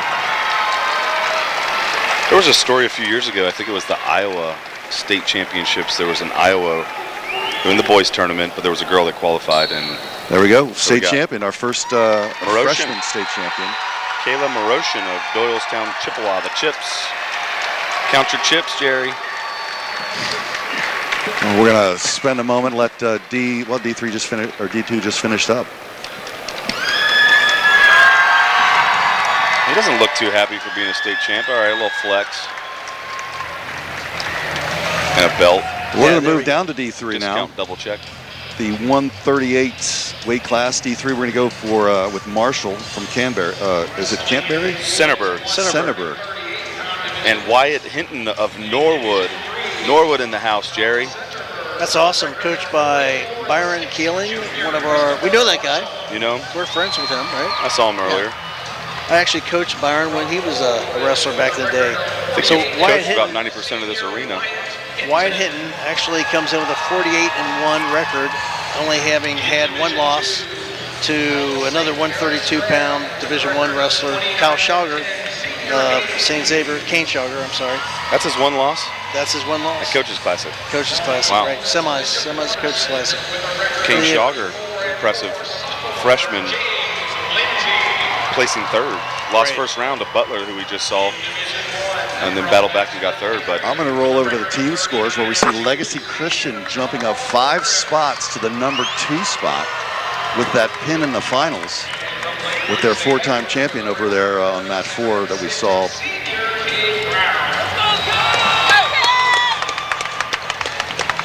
So Chris Marshall versus Wyatt Hinton. Wyatt Hinton of Norwood upset the defending state champion on his way through the bracket.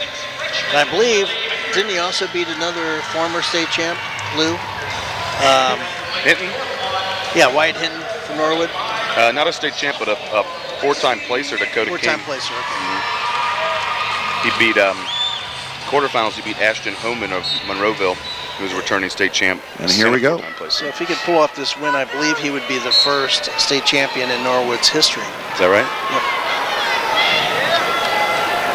So both Wyatt wrestlers. Hinton actually in the blue singlet and Chris Marshall of Centerburg in the red singlet.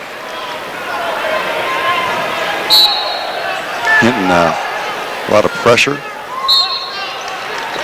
So we talked a little bit earlier about Graham and their 22 streak of state championships in jeopardy right now with 4 points. Their Buckeyes snuck up on them, taking away 9 of their points coming into the round. And St. Paris Graham is actually on the mat right now. Didn't actually look like he was trying to work a spladle there, but it looks like he's got a Merkel position. He switched off to a Merkel. Stretch it. He's got to extend it. Needs just a little more for the referee, apparently. Yeah. We're going to get a stalemate here, possibly. Nope. Well, there we go. Get the 2 here if he can lift return. There we go. Nice. 2-0 Wyatt Hinton. We got a correction. Wyatt Hinton, not Hamilton. There. Oh, you mean in the names? Yeah. So that was that Merkel. That was a nice transition. He let go of the leg and just went for the go behind. I've seen quite a few Merkels. Not getting points too, by the way. Yeah, that's true. It seems like they're just, not necessarily using them to try to actually hit them 100%, but kind more or of less wind up in them. More situation, yeah. I think now there's a lot of focus on the extension part. Oh, and there's 2. Keeps we got down. control. He Still keeps on his top. control. With that Merkel, I think there's a lot of. So to defend it, what guys are doing, they're just shelling up.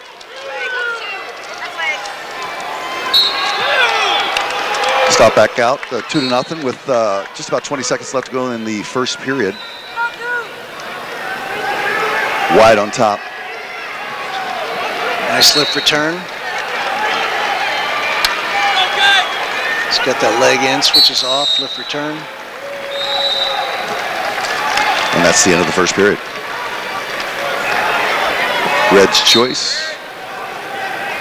Wyatt Hinton currently up 2-0 over Christopher Marshall of Centerburg. 138-pound state finalist, Division III.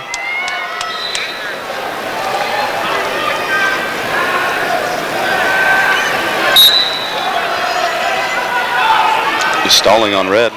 There it is. Did it hit the stalling? He did. He got warned. Yep. He needs to return him or make it a mat return attempt.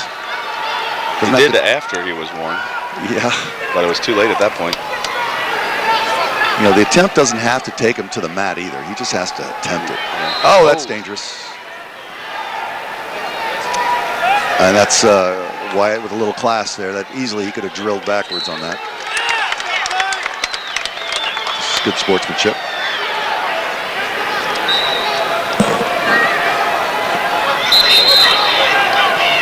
Another potentially dangerous. So when the legs are thrown on top and the wrestler stands up and the top man's legs are no longer in contact with the mat, it's potentially dangerous. Correct, at least the first time. Second time they might call stalling or... Nope, it's happened twice. It looks like it might happen again for a third time. When he throws his legs up and they don't call stalling, it's well, he's going to get out. There's an escape.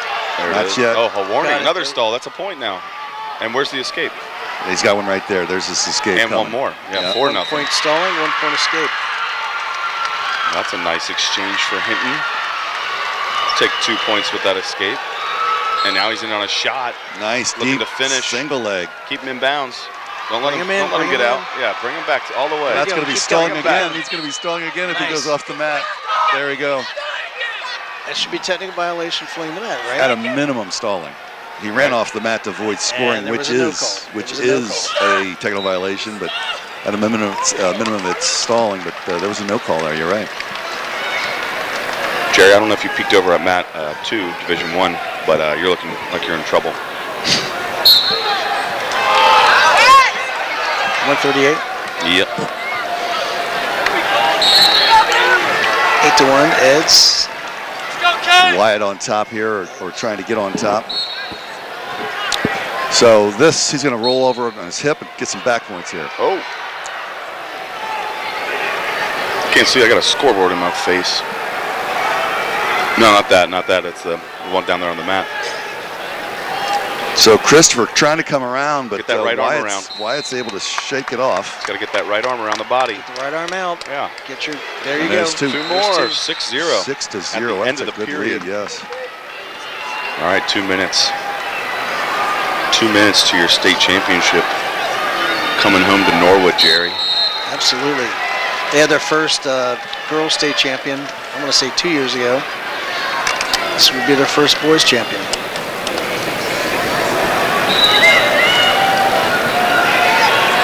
Any idea where he's going next year? You know, I actually have no idea. I talked to him a little bit yesterday, and he's undecided. I mean, he may choose to go to trade school, actually. He was talking about maybe, welding or some other, trade school. That's it's been popular. That is okay. People think you've got to go certain places and do certain things. Don't have to go to college, that's for sure. Riding tough here with the boots in. Although college is a great experience. Spoken from somebody who went to OU. It was an awesome experience. I had a great experience on the wrestling team. Well, I have to say I went to Miami, and I also had an awesome experience. I remember whooping on you guys once or twice. Apparently I wasn't there.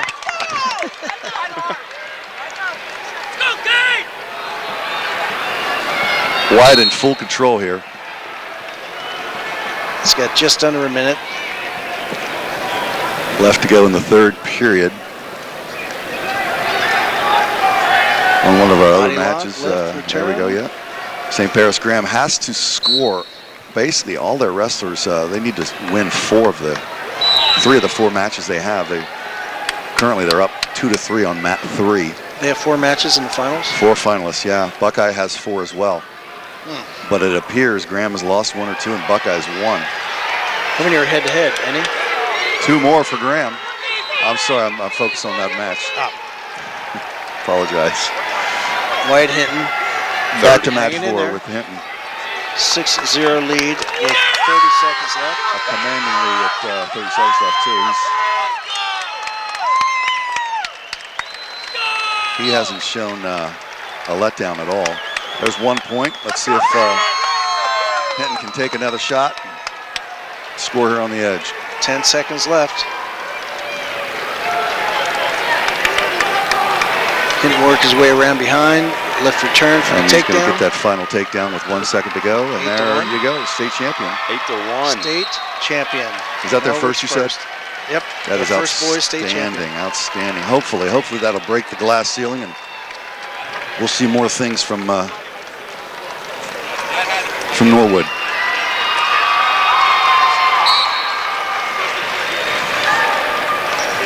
And another Southwest Ohio state champ. How about that?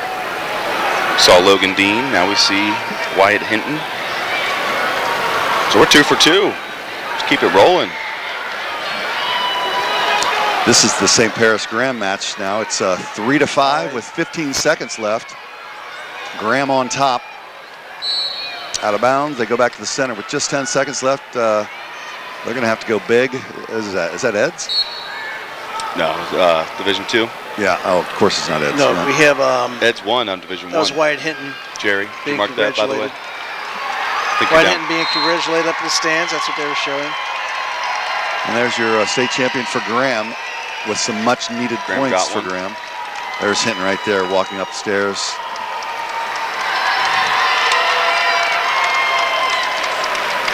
I believe he's running out and he's going to go to High Street and go celebrate. I'm not sure about that. Maybe back. What's the main street in Norwood? Montgomery? Main Street, Montgomery I would Road. imagine. Montgomery. Montgomery Road. He's going to go celebrate Montgomery Road. Moving back to Division 1 and the 144 weight class, I think this is going to be a good matchup between Dublin-Coffman and St. Ed's. Oh yeah. Here's Byron. Byron? Where?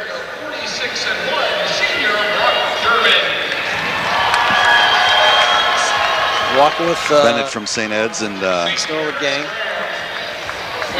Dublin-Coffman.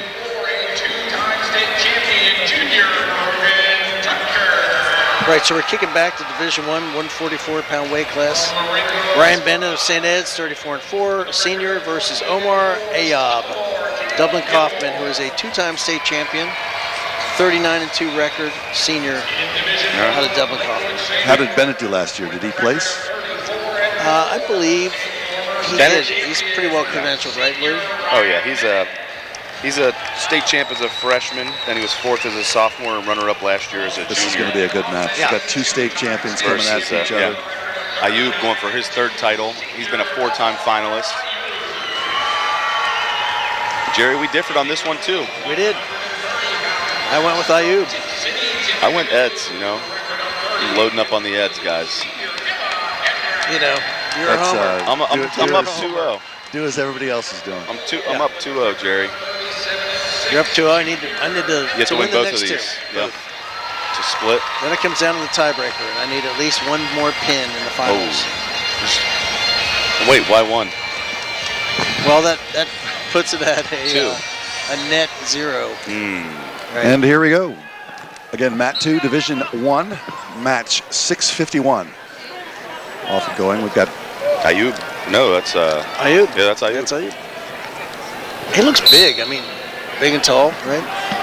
Ayub scrambling around, trying to get his leg out. St. Ed's, again, this type of scramble, the higher hips usually wins.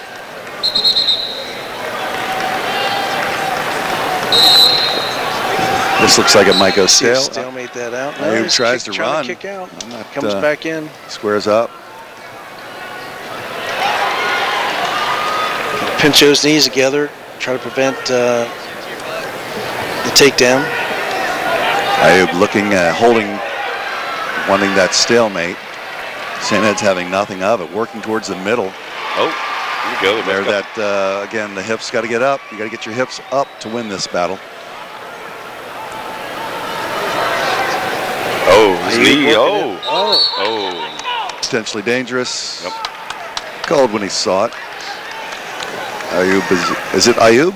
Ayub's down, Ayub, yeah. All right, Ayub. I think that knee's supposed to go that direction. Going to require a little injury time. Hopefully he can run this off and get back to action here. Yeah. That was in a compromised position for sure. Oh, it's one of those 50-50 scramble positions, so Bennett rolling through, coming up. Knee kind of just going the wrong direction. Happens in wrestling a lot. So he's got a minute 30 to recover. And they're taking a good look at that knee. They got, looks like they got the school physician out there. We have orthopedic Kevin Riley out there. He is actually happens to be our orthopedic at St. Xavier High School and the Bengals orthopedic. Stopping injury time with 55 seconds left to go. We actually had dinner with Kevin before we got here. Starting both wrestlers up again. See if I can get that deep single again. Dublin-Coffman, are they a powerhouse up in Columbus? I don't know a lot about them. They are. Lately they have been, yeah. We'll see another Dublin-Coffman wrestler, Ethan Burden, coming up in a few weight classes. I don't know Also how a many, returning state champ. how many they brought to state. I'm not sure, but I think it was good numbers. You know, somewhere in the range of 8. They brought 10. 24 okay. seconds left to go. 24 seconds in the first period. 0-0. Ayub's been in deep once. Scramble resulted in a stalemate or injury. Looks like they're just going to ride out the final seconds. Ayub with a little head shucking there. That's a good way to ride it out. Heads will get choice, and they'll choose bottom. That coveted first point could be potentially important here. Yes, a match like out. this most likely will go into overtime or could go into overtime, and that first score is very important in the overtime periods. Yeah. But he's got to get out, right? Yeah, Ayub's stopped his first motion. Something, I get the impression St. Ed's is more explosive post whistle. Nice lift return there. St. Ed's comes to his feet, gets a little hand control. He's going to try that Peterson again or just jump away. 1 point, escape. St. Ed's. Both wrestlers return to the middle of the mat. St. Ed's takes a shot. So, Liv, have these two wrestled before this year? You maybe last week in districts? Or? No, they're in different districts. Ayub coming out of the Columbus district, Hilliard Darby, and Bennett out of Perrysburg. But both district champs. They were both Trying at to dump? This was a state rematch of last year. Is that right? Yeah. State final? The state finals, yeah. Ayub winning, besting Bennett 9-6 at that. Well, that makes it even more interesting. Yeah. So I we've wasn't got a aware. state finals rematch You're from supposed to last be doing year. your research and telling me these things. I did my research on every other match but this one. I knew this was going to be an exciting one. I spent my time watching the research in Blaze. Yeah. Stalemate, no action there. Official stops it. Second period, 40 seconds left. 1-0, St. Ed's. Dublin-Coffman has been in deep a couple of times, but St. Ed's is slowly, methodically working himself in. Oh, some hands to the face. 26 seconds to go. Wrestlers kind of become stale on the edge here. It's almost like, again, they're wrestling not to lose at this point, right? Yeah. I think it's that, and they're just so familiar with one another. I mean, they know what each other has. They're on the edge here. I think they're just going to either let this burn out. It's a little chess match. Movement. There's no movement. Yeah, I Well, think they're just letting that there's clock run 5 out. seconds Yeah. left. They're not going to stop it. They're just going to roll through it, it looks like. All right, third period, 1-0. Dublin-Coffman goes down. Ayub is, see if he can get out and get to work on his feet. You know these guys had to have seen each other somewhere through the year. Maybe at Ironman. Possibly, They both go there. Probably at Ironman, I would think, for sure. You know, it's so thick at Ironman, though. Yeah, right. Like, do they meet each other in the ever, bracket? yeah. Ayub content to be on the bottom, not even trying to get up. He might just hang out there for a little bit, let some clock run, and then pick his spot. That's a strategy, too. You know, you can get out, just wait it out, and then turn it on. Up to his feet now. Bennett in on the leg still, in control on top. But he does have to return or make an attempt, right? Yeah, Ooh, attempt nice to return, yeah. He's got a Turk leg. He can kill some more clock right there on the edge. Yeah, I think Ayub needs to get out of bounds Yeah, I here was to going to start say, over. he needs to start amping it up a little bit here. You might want to pull him back in and say, yeah, we're not going out of bounds yet. Oh, okay. Ayub works his way out. Safely. Yep, going to get a fresh start. See what his first move here is going to be. Let's see if he comes up with a little more power off the whistle. I was going to say a little bit more than a minute left. He's got to start kicking it in here. Yeah, We're well, in the third period. I He's wonder down if by that 1 point. knee's bothering him still from the first period. And it was wrenched the wrong way. St. Ed's, maintaining Riding control tough there. here. I'll tell you, he is definitely riding tough. Ayub on the edge and scampers out. In my opinion, St. Ed's is riding tough, not running a lot of moves. No, he doesn't have not. to. He's He just doesn't- defending. Yeah, he doesn't look like he's really working a whole lot of turn. He doesn't need and he doesn't need to. He's trying to control his Ayub, and that's enough. Back up to his feet pretty quick, and Bennett drops in on that leg. So if he does not work up here, that's a stalling call. But They might call a stalemate first, right? no, I would call that a stale. He goes different. stalemate, yeah. He goes stale. There's your The stalemate. Top man is Next one will required. be a stall. Is required Yeah. to move up. I call that Repetitive, stalling. unsuccessful move, That's a right? stalling call. I call it stalling all the time. Yeah, I straight feel like off. sometimes they give him the benefit of the doubt. They give the first one a stalemate, and then if he does it again, that's just kind of been my experience seeing. But everybody's a little different. That a is little different. subjective. Ayub is in trouble here. He's I not come close agree. to getting out. No, he hasn't. 20 seconds left now. 20 seconds? He's got to go. But you, Right. you might see a nice Granby roll here late, right? Well, I he am better kind of hurry. wondering Dropping about in the that leg again. I think Bennett might get hit for stalling here soon, though. Especially here. This might be where he gets hit, but it's not going to. Well, it's going to be he coming. should get hit. He right should here. get hit here. There it is. But it's not going to matter. Nope. Jerry, what's that say? And that is a role reversal from last year's state finals. Yeah. A lot St. less Ed's scoring, too. Last year was 9-6. That was 1-0. We saw 1 point. St. Ed's able to put it away with just the escape. Wow. Takes a 1-0. second state tournament. Ryan Bennett, yep. He won as a freshman. He's got bookend state titles as a freshman and a senior. It's amazing he rode that out. Right? I was not. I thought Ayub was going to be a lot more explosive up bottom. So that's for why sure. I'm wondering if his I knee love was it. gingered. I love that raw emotion. These guys, they win. They're just all that hard work's paid off for them. Good for them. Weight cross coverage of OHSAA Wrestling. Made possible by SWOCA, the Southwest Ohio Wrestling Coaches Association. Klein Residential.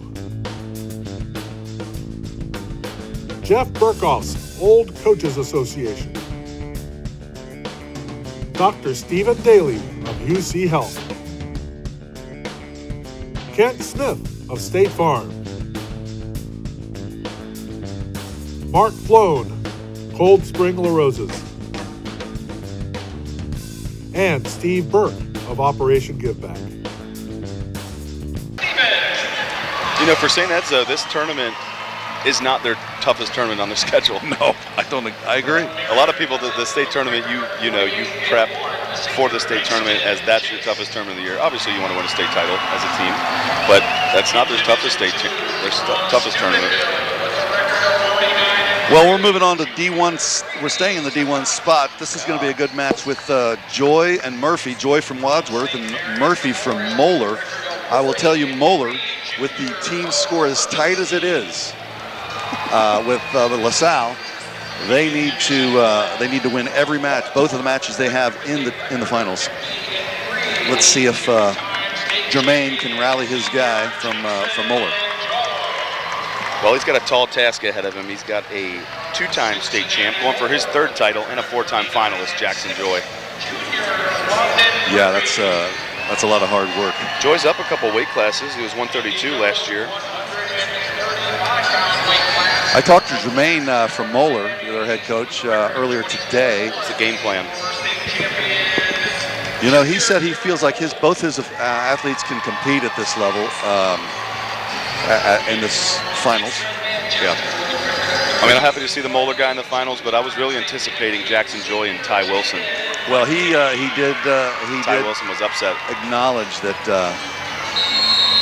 this weight class of the two would be the more surprising one. Yeah. Oh. Wow. He's Nice. quick, slick. Wow, that was just 2 points in- lightning And he's in a tall. bottle. See how man. tall he is? He's a tall 150-pounder.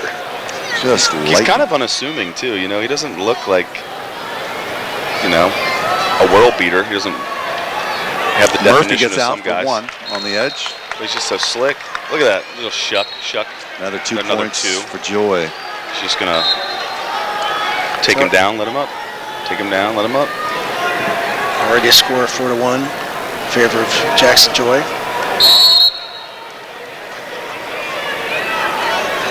Wow. Again, in on it. That's 3 takedowns in 30 seconds. If you're Murphy, I think you might want to maybe start looking for something big. Just, go for it. You know what? Early. I can start early and Why often. not? What do you got to lose, Jerry? You know what? You're right. There's not a whole lot to lose, I suppose. But now you're in the state finals. It's still a 4-point match. Let's not give up on it. That's true. But at this rate, I mean, Jackson Joy might take him down 30 times. Here.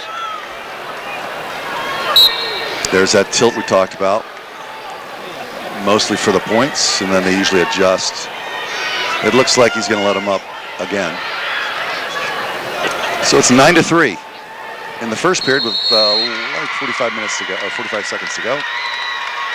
London Murphy, a junior. He was a state placer a year ago, 2 years ago. In 2022, he was 5th. Wow. He is the package. About 11-3 already. Yeah. We're still in the first period. He's working. He's going to work, that's for sure. He hasn't broken a sweat. I'd like to know where he's going next year. He's kind of like looking off into the stands. Oh, there's another unsportsmanlike.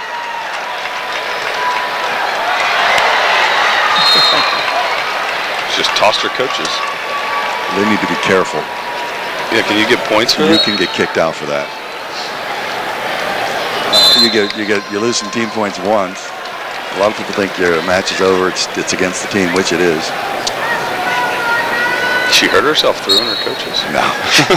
She threw out her lower back. Oh, sorry, people. We're looking at the girls' finalists. Who that match is over. Back to Murphy and Joy.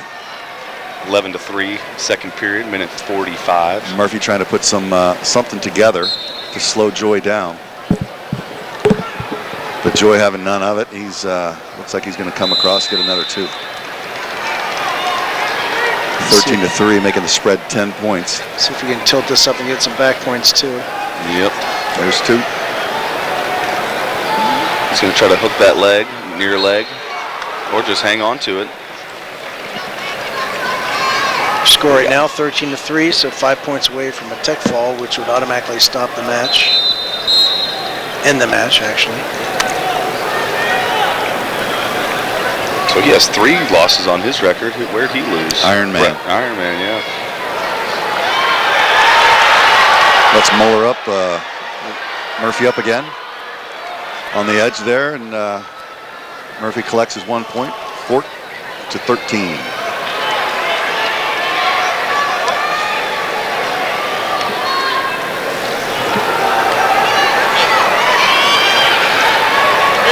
Joy kind of stationary in the center.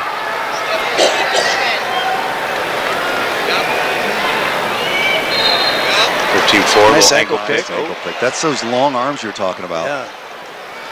He didn't get it. How tall do you think he is? Is it 6'2", 6'3"? I mean, he is tall. I bet I could guess around his weight. I don't know how tall he is, though. Got to be within 3 pounds. Oh, within 3 pounds? There's a 3-pound allowance. Oh, what? You don't get the stuffed animal? Yeah.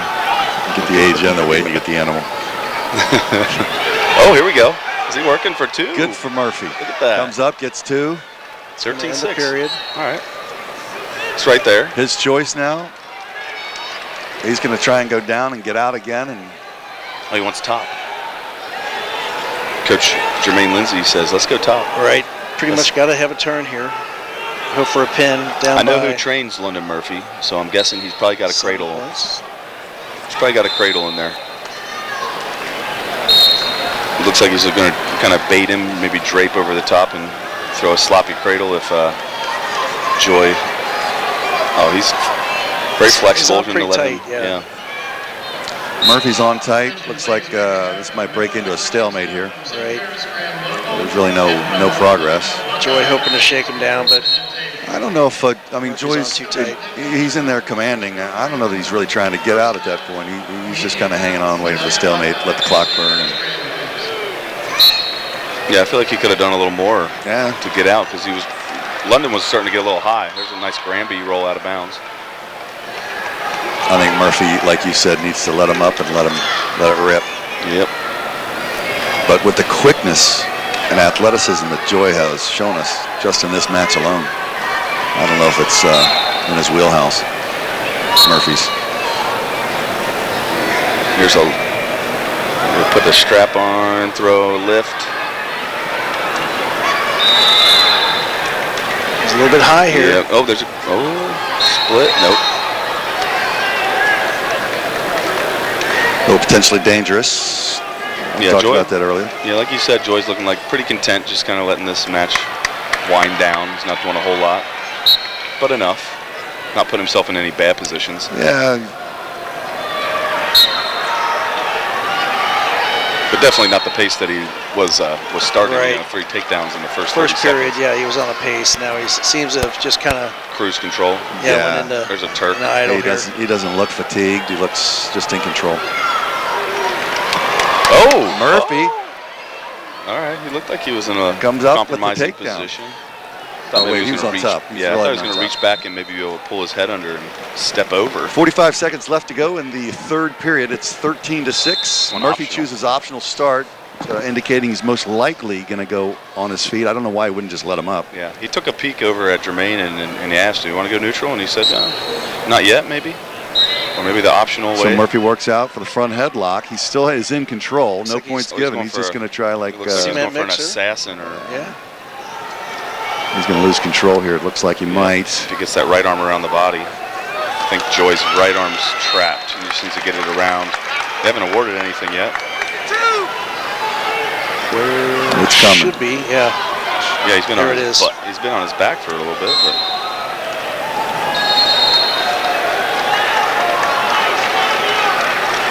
See if he drags him back 15-6 with 12 seconds to go. Looks like we're going to award Jackson Joy of Wadsworth, providing he holds on these last 9 seconds. Was that his mouthpiece? Yeah, as long as he doesn't have braces, he'll be fine. Just cut him, not get in any situation where he'd be in any trouble. They'll just face each other. That's good sportsmanship. He's a 3-time state champ. Jackson Joy. Jackson Joy. Moeller gets, Murphy's going to get his place on the podium at the number 2 spot. Very respectable. Yeah, and he's a junior, so he's going to get another crack at it next year. And Jackson Joy won't be there, so we won't have to worry about that. Jermaine telling him the job he's done. Nice job. Excellent season. I don't think a lot of people had him projected in the finals. So down on mat 4 in the Division 3, we're just watching the handshake, but that ended up with a with a last second 2 points. I don't know what that was. Not quite sure what that was. Not sure what that was. Shaking he gave. Not a fan. We're gonna move the other Irish shake. Maybe We're finishing up here on mat 3. That was Division 2. The last 10 or 15 seconds we got to see on mat 3, Division 2. Yes. Yeah, I guess that makes sense. We got St. Patrick's Day next week. Absolutely. Okay. All right, I'll allow it. At first, I wasn't feeling it. Well, so we are well on over halfway. I'm pretty sure I saw you do that same move the other day, didn't you? Weren't you, Jerry? We're going to drop back to mat 1 and check in on the ladies. We've got. Let's not get ahead of ourselves. We got 57. We got Sycamore. Oh, I just crossed 57 off. We got a returning state champ, Eugene Harney from Sycamore. Harney, yes. Yeah. Fun to watch. He is exciting to watch. He goes after it. Harney, he's a 2-time champ? One-time he's champ. going for his second. Going for his second. How about Derek's? 4th Derek's. consecutive. He doesn't have any. I don't have anything on right? him. All right. Not a returning placer. What is he, a junior, sophomore? Maybe he moved into the area. He's a senior. Yeah, he's had a great tournament. I mean, he knocked off Jeremy Ginter, who was the projected state champion in the quarters. Yeah. And then another big win. Yeah, had another big win in the semifinals, knocking off another state placer. So this is one where we differ there, Lewis. Yeah, but I think I'm already up 3-0, and it doesn't matter. I'm gonna put an exclamation mark on this one. I'm gonna have a little more money in my pocket than I came in with. I don't know if you're allowed to gamble on high school Yeah. sports, so let's just move on. I don't. I have no idea what Lou is talking about. 157, Olentangy Liberty. Derricks and Harney. Harney the favorite. So Eugene Harney actually is an amazing athlete. He's a running back on the football team. He's on the track team. Yeah, I'm not sure if he's got a state championship in track also. Is he a runner or is he a, He's a sprinter. Okay. Yep. So we'll see. I mean, you'll see he's very athletic, very quick. Collegiate coaches love the football players that wrestle and wrestlers that played football. The sports, they definitely work together well.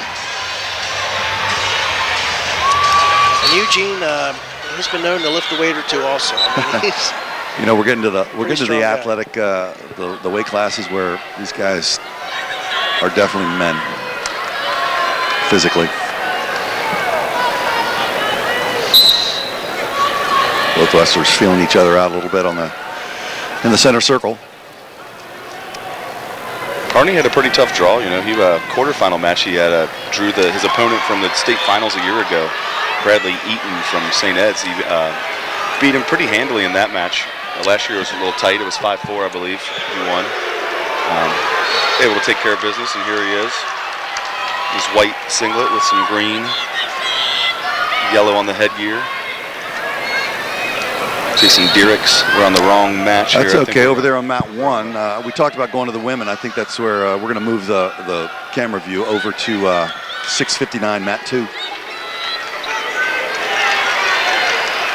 Harney with a takedown. Eugene Harney gets a takedown.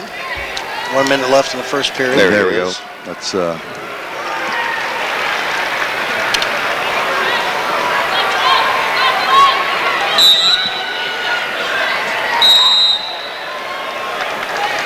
stopping the action with 49 seconds to go in the first period.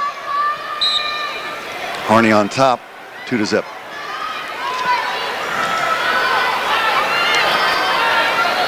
Yeah, he is a senior with, I don't know what his record was, not Harney, but Liberty Olentangy. 37-8. 37-8, I don't know where he came from. The guy's clearly a solid wrestler. He's in state finals. Comes out of nowhere. Maybe he is a transfer move in. Maybe a out-of-state guy, mom and dad moving in or something. Eugene Harney riding tough with about 30 seconds left, although he was just hit for stalling. Yep. Well, he just wasn't working a whole lot of turn. Wasn't doing a whole lot with it. Gotta try to be making a turn there. Wasn't really. It was just kind of riding.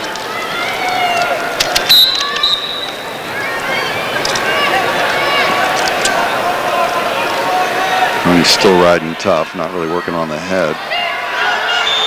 He's got a alarm bar locked up.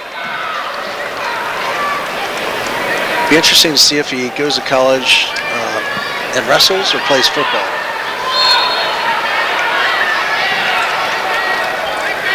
So I said he was an outstanding running back. Sounds like he's clear. He might run track for all we know. The end of the first period, 2-0 with Harney in the lead. Harney's choice he takes down.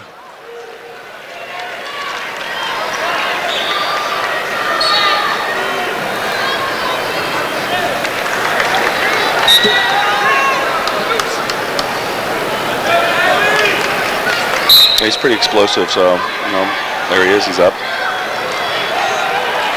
Tyler not interested in trying to ride him out.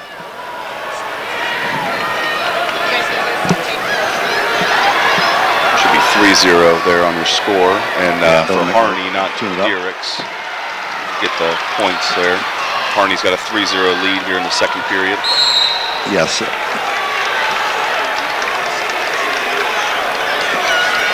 Let's see if we get a quick shot here by Harney.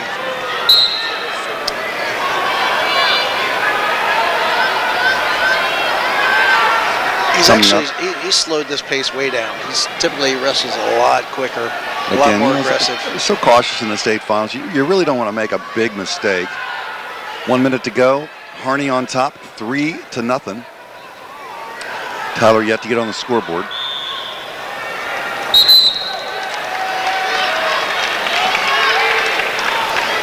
Yeah. The score on the screen is inaccurate. It's actually reversed. Yeah, we're going to put 3 on Sycamore's points. Don't let that fool you. There we go. Thanks, crew. Honey locking up Vane attack there. Just got 30 seconds left. Quick glance at the clock to see how much time he has left. And It seems like Harney is just way conservative, yeah. just playing this out. Yep. I'm hoping he comes alive in the third period. I think he's going to hit for stalling again. Oh, with a 3-0 lead, I don't know. There he goes. Oh, That's a quick shot. No points yet, but he's going to get 2 there. he's picking his spots. He's got 2. He's got both toes in, covering the shins and the upper knee. 5-0. Scores now 5-zip. Harney on top with 1 second to go in the period. That's a good lead heading into the third. Yep. It'll be Olentangy Liberty's choice. Good choice. Derek's choice. He takes down. Jerry, you might actually win one. Whoever wins last. Oh, no. Now he starts making up some new rules. He always does this. Harney with a front trip. Nice return. Harney was warned in the first period, but hasn't been doing enough to look productive. He's definitely keeping busy. I wouldn't say he's actively trying to turn riding. the guy. Yeah, he's riding. I mean, He's got the leg in there. He's, working that far arm. Trying to get a guillotine in theory. You call it a guillotine, I say guillotine. Guillotine. Oh! Derek's looking like Derek's he's going to coming reverse. around. Maybe we'll get 2 reversal on Harney. It looks like he maybe rushed it, looking for a cradle. If he could just get that reversal first. He's running low on time with 1:15. He's going to get there might be a stalemate here soon. Right. Harney Harney's needs to still- work up. It's not a stalemate. It's definitely stalling. Harney's, he's still the top wrestler. He's still He's in still control. in control. He's not coming up. He's just hanging on to that ankle. You might as well just be clubbing up on the Stall? guy. Nope, stale. It is Stalemate. 100% stalling. Olentangy Liberty wanted to stall. Coach over there putting up the fist. If you don't advance, Yeah, he's got to work up, right? he's got to work up. Yeah. I mean, if they're standing up and I'm holding the ankle, you're telling me it's not a stalemate. It's stalling. Or it should have been called stalemate earlier. Way earlier. Nice There we return go. there. But take nothing away from Harney. He's definitely in control of this match. Never in doubt, right? Yeah, he knows what he's doing. He's got good mat awareness. He's doing just what he has to do to win this match.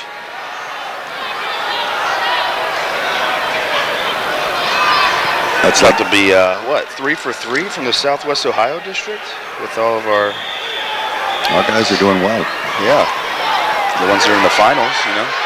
Harney on top. 20 seconds to go. Throws the leg in. No, I forgot. We're 4 for 4. Girls division. Keeping his hips up. After this match, I'd like to slide over to mat 3, Division 2. It's 1-1 with 30 seconds left. That's it. Eugene Harney. Back to back. The emotion is, I just love it. 2-time state champ.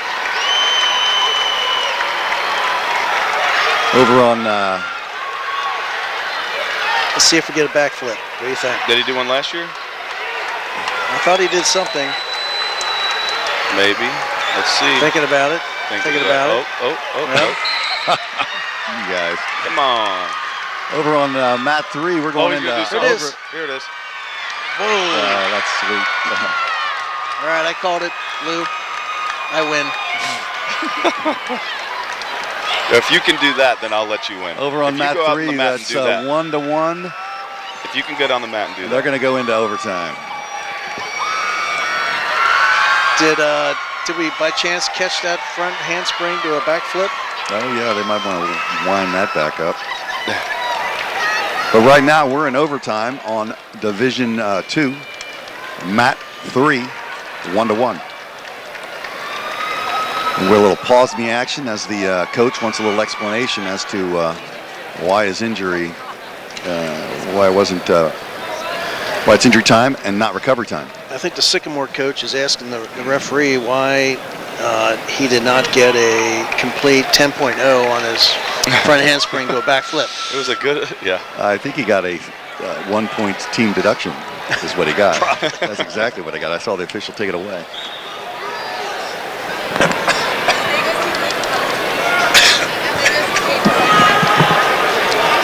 Graham back in charge, Yep. 129.5 Yep. over Buckeye, 116 currently at the team race.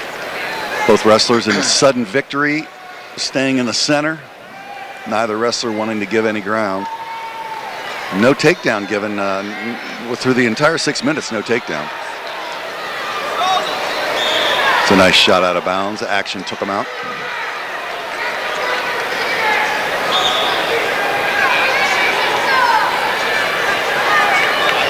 That's match 660. Maybe we can get some names for him.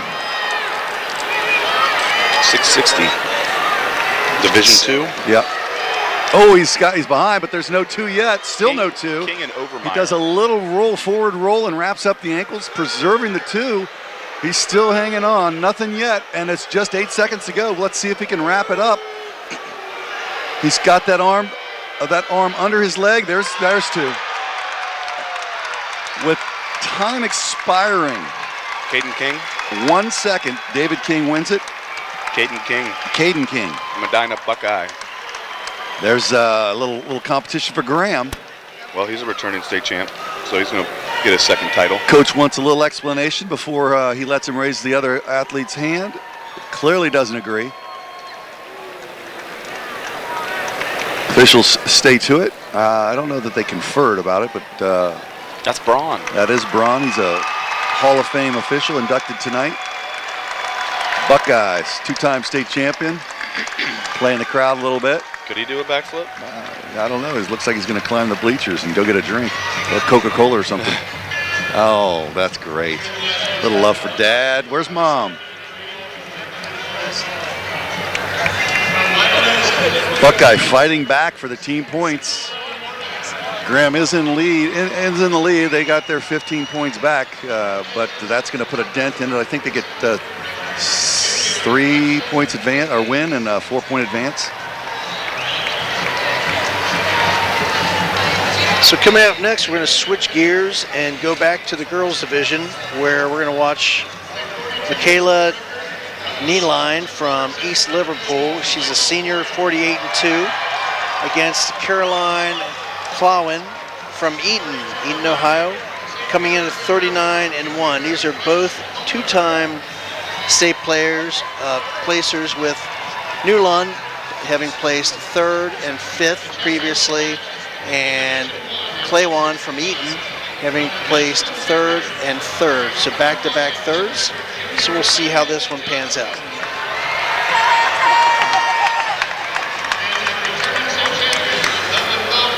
Looks like Newlund, to get to the state finals, knocked off Jessie Thobar of Batavia Claremont Northeastern, who was a returning state champ. So she had a big semifinal match. Knocked her off. Newlund is East Liverpool. Kaya in blue.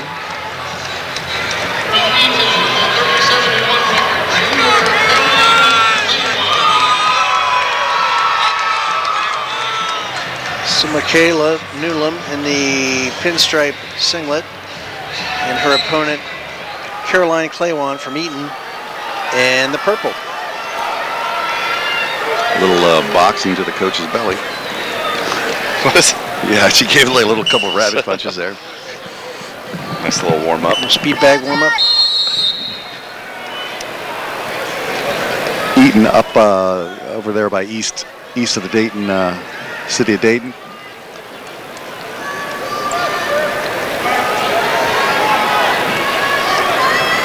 Looks like Michaela likes to work upper body here. She's got a little underhook there, arm around the head, underhook. Front headlock.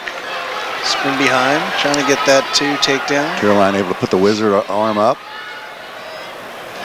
Almost a lateral throw. Yep, square up, get back up to their feet.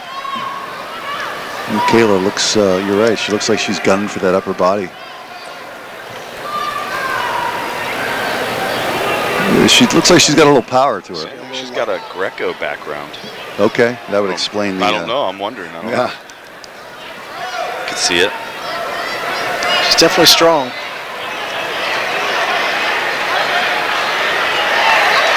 Caroline from Ayden has been underneath that underhook most of the match for the entire first period. The first minute of the first period. She's double unders. Oh, she's got a body lock. Wow. Oh, Michaela. Locked this. She's got her. Nice. There's trouble here. Yeah, I think she's got it. There it is. Well, let's jump on over to, once this is finishing up, we'll slide over to Mat 2, match 6-6-3, where the score is 2-2 in the first period. We have Ethan What Burden, an awesome finish. champ. What an awesome finish to your state championship career. Ayden will be back next year. As, I believe you said she was a junior. She is a Clawin. junior, yes. Caroline Clawin was a junior. Yeah, so she'll be back next year. we have A little distraught for sure. jumping back to Division 1. Again, Ethan Division Burden. 1, it's 2-2, first period with just 19 seconds left to go. Let's see who our athletes are. There's Perrysburg versus Maslin Perry. Maslin Perry and Landon Perrysburg. Johnson. Landon B. Johnson and Ethan Burden. Burden from Perrysburg, correct? Johnson is from Maslin Perry. Burden is from Dublin-Coffman. Dublin-Coffman. In the two-piece green, Got it. black and green singlet. He's a returning state champ. A little caution on jumping the whistle. Nothing wrong with that. You get a couple of them. 7 seconds left. Maybe he's trying to get out of there with a point towards the end, kind of sneak one out. Nice roll. And there he goes. He's quick. He's able to get that 1 point out with 7 seconds to go and go into the second period ahead 2-3.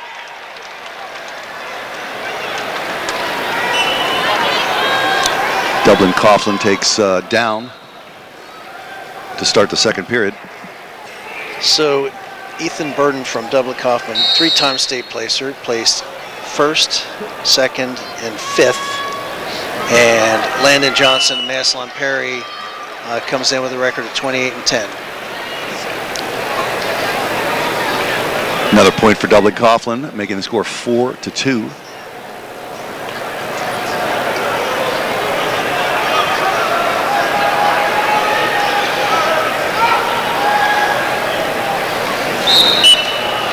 No real action, a little underhook with a little wrist control there. Just kind of letting the clock burn down. Working some setups, letting things settle down. Quick.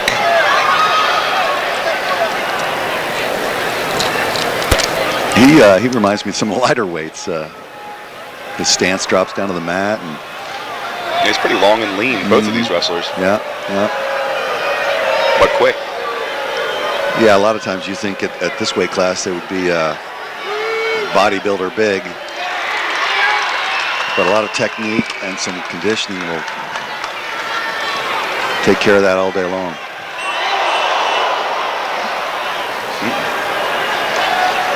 Big roar from Works the on the crowd end, down yeah, there, there's- looking at Mat 4, Division 3.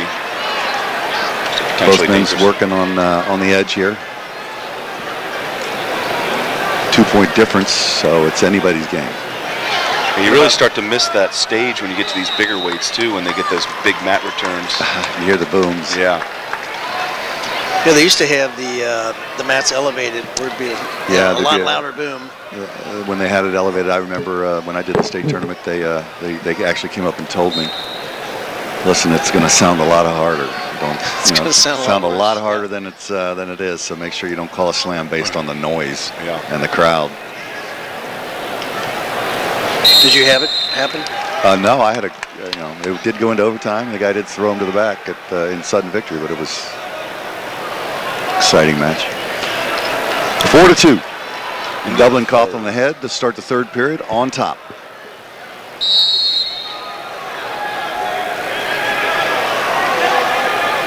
Got to get a little activity going here. He's not doing a whole lot on top either. Right. I mean, both wrestlers, I'm not quite sure what they're waiting for here.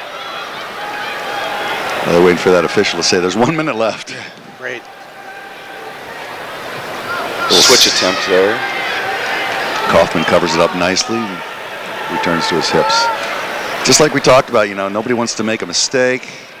I would tell you, I think he needs to come out off those hips He's kind of just parked out there. He's going to get stopped for stalling. Yeah, somebody's got to get hit for stalling here. There's no activity at all. In my opinion, it's the top guy. He's got to get off those hips. Yeah, he has not come out to the side a whole lot. He's got to get off the hips to let the guy come up. He's now riding been hips, 50 hip seconds. to hip. That's the key, hip to hip. Now let's see what he does. This is a clear indicator. You put a bar in, you don't run it, you're stalling. Yeah, he hasn't come off. He hasn't come out to the side, not once. I mean, that bar is useless. He's just using it to hold on. I'm surprised the coaches aren't yelling. Right. They probably are.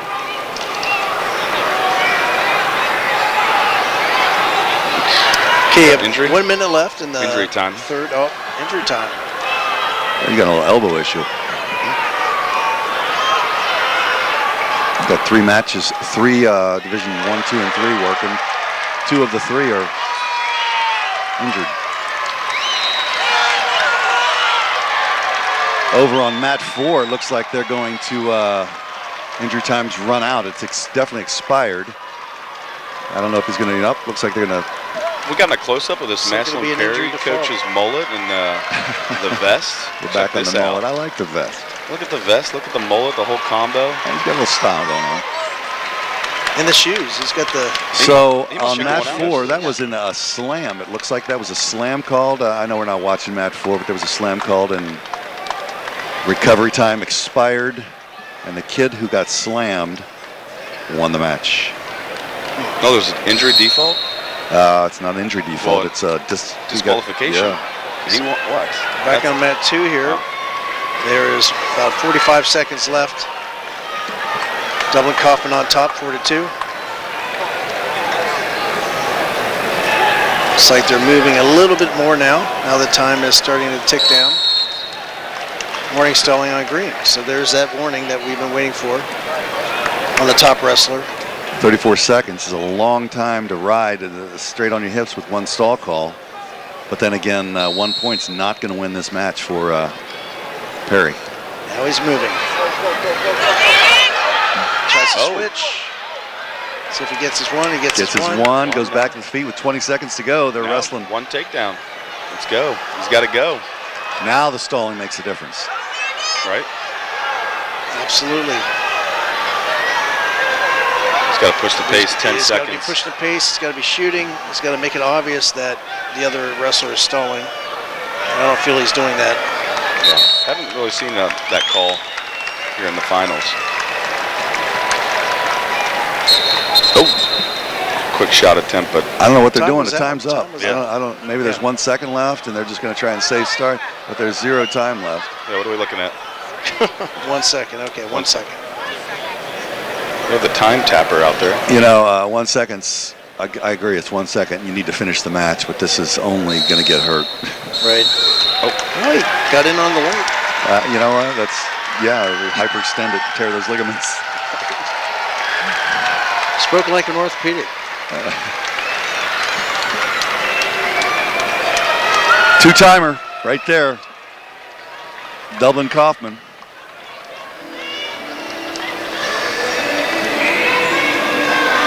Moving on to the weight classes, back into the 175 Division 1 weight class. We'll jump in with Miller from St. Ed's and Thomas LaSalle. Let's see if LaSalle can pull another one off for the Southwest Ohio boys. Weight cross coverage of OHSAA Wrestling. Made possible by SWOCA, the Southwest Ohio Wrestling Coaches Association. Klein Residential. Jeff Burkhoff's Old Coaches Association. Dr. Stephen Daly of UC Health. Kent Smith of State Farm. Mark Floan, Cold Spring La Roses. And Steve Burke of Operation Give Back. So Tyler Miller from St. Ed's comes in with a 30-7 record. He's a junior. And Carson Thomas, the #1 ranked Division I wrestler at the 175-pound weight class from LaSalle, comes in with a 46-4 record. He is also a junior. Yeah, these two were at the. Yeah, it should. These two were at the same weight class like a year ago, 165 pounds. Thomas was a state runner-up. He lost to Joey Blaze, who's now at Purdue, and Miller was third. Don't recall if they met maybe earlier in the tournament or not, but they did meet earlier this year, and Thomas was able to come out victorious over Miller, but a very close match, so I would expect the same here. So Thomas a state runner-up last year, and Miller getting third last year, so this should be a relatively good match. Yeah, should be a good match. Again, the rematches aren't always destined to be the same outcome. We saw that twice today. Yeah. We saw that twice today in the wrestlebacks where they. Well, Bennett and Ayub. Bennett a year ago lost 9-6. Yeah, and this year one's 1-0. In the quarters, we had a couple people lose, come back, wrestle third and fourth, and avenge the loss.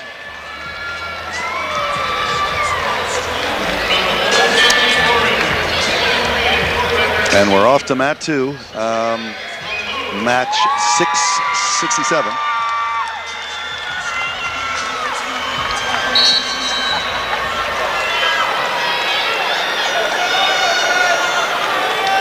And here we go. Heavy head pound there by Miller. He's heavy with that claw. I was looking at that. Yeah. Heavy on the head. It's like a nice club. It works in terms of wearing your opponent down, constantly wearing on their head, making them work hard, wear them down.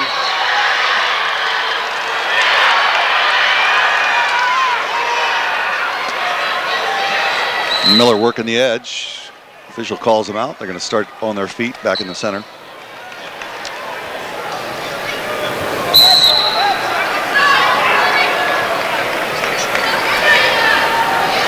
Thomas in the white singlet from LaSalle. Miller in the black and gold. Nice little head club there. Get Miller's attention. Or excuse me, get Thomas's attention. Yeah, he's done that a couple times now.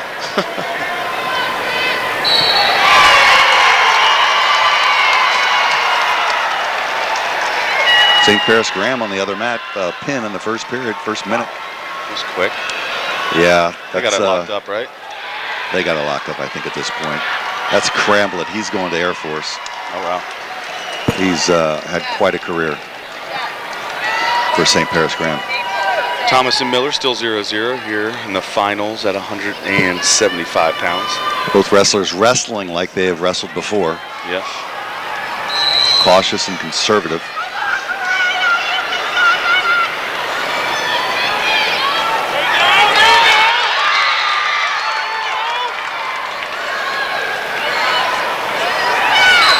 Carson's got to circle in here, play the edge of the mat game. Stalemate, no action. Stalemate. 18 seconds to go, first period, 0-0.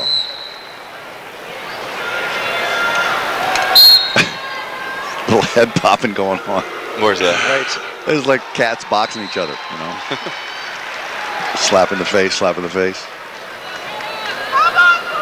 What do you think? They're going to each get their escape?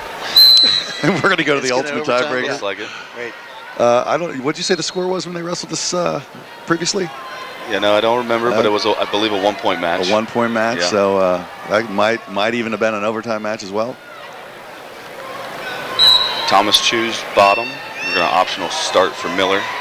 So he's going to give the escape, I would think, up immediately. Yep. Yeah. Oh, a nice double, but wow, nice. chest block to his back by Thomas. Powerful. See if he can hang on He here. was ready for that. See if he can hang on. He looks ready for that. Bounds. Circle to the head a little. There you go. Look at this. He's got a minute and a half to finish it. The only thing I'm worried about here is that it's close to the edge. I think Miller's reconsidering that shot attempt. Was it? I looked away. Was it a reshot? It was a double. It was a straight blast double, and Thomas was ready for it. I think we're going to see the activity level kick up a bit here now. Well, he has no choice, being down 6-0. 6 points. He's going to have to do something. Yeah, that was a nice look. We got a replay here. Here's the shot attempt and just chest. Wow, those hips just popped. Thomas is too strong to drive through him like that. He just took that momentum right away from Miller and popped it over. Drops on the ankle. So I think you might see Miller pick it up and Thomas shut it down. I think that on is the what activity we're levels. Yeah. He's got to try and attempt to take him down, which he does. Maintains the leg. Your attention, please.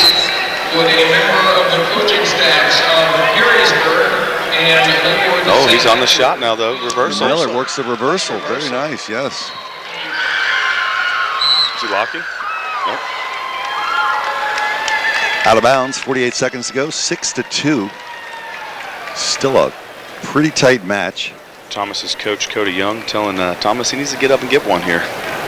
48 seconds remaining. Extend that lead going into the third. I believe it'll be Miller's choice in the third. Likely choose bottom, I would imagine. There we go. Oh, a little trip. A little calf kick. Yeah. A little ankle biter. 7-2. Time ticking away in the second period. LaSalle backing out to the corner. 24 seconds to make the move. Yeah, Miller definitely has to pick it up, but I think he's thinking twice about. Not I think he's thinking twice about taking another one of those shots. Yeah, Well, well, those straight doubles. You know. anyways, yeah, it doesn't. The score doesn't matter if you lose. Right. Only 13 seconds left in the second period here. Both wrestlers look like they're content to let it burn. Little cat fight in there, a little paw print. It's definitely in the face. Yeah. Here we go. So the official, he's going to check to see if it's illegal by. 1 point, red. He asked his other partner if he saw eye contact, and sure enough. I've seen a lot of the St. Ed's wrestlers with that hand to the face, and it sometimes gets called, sometimes it doesn't. So if the official sees it, they call it. Even if it's a clear eye poke, the guy's walking around laying on the mat, and you didn't see it, you can't really call it. If you don't see it, you can't presume the guy's legitimately hurt. 8-2. Takes down.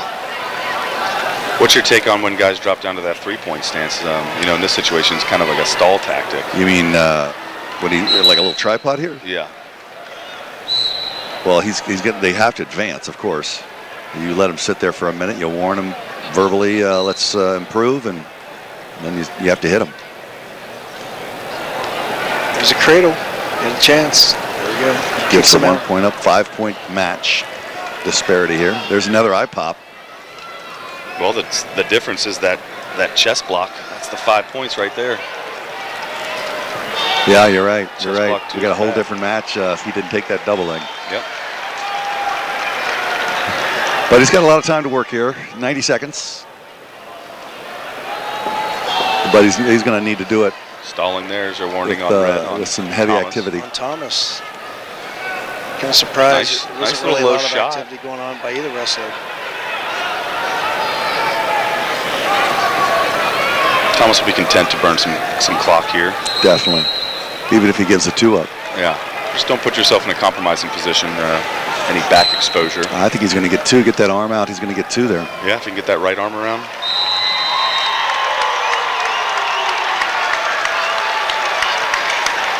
There it is. There.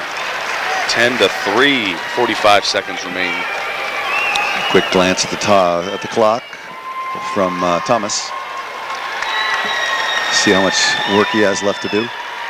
30 seconds from bringing a state championship back to LaSalle on North Bend Road. Jerry, when are we going to get another state champion down the street on North Bend Road? St. X? Yeah. Next year. Okay. I like the sound of that. The next 3 years. Oh, I like the sound of that even better. That's his typical answer. It's always coming. Yep.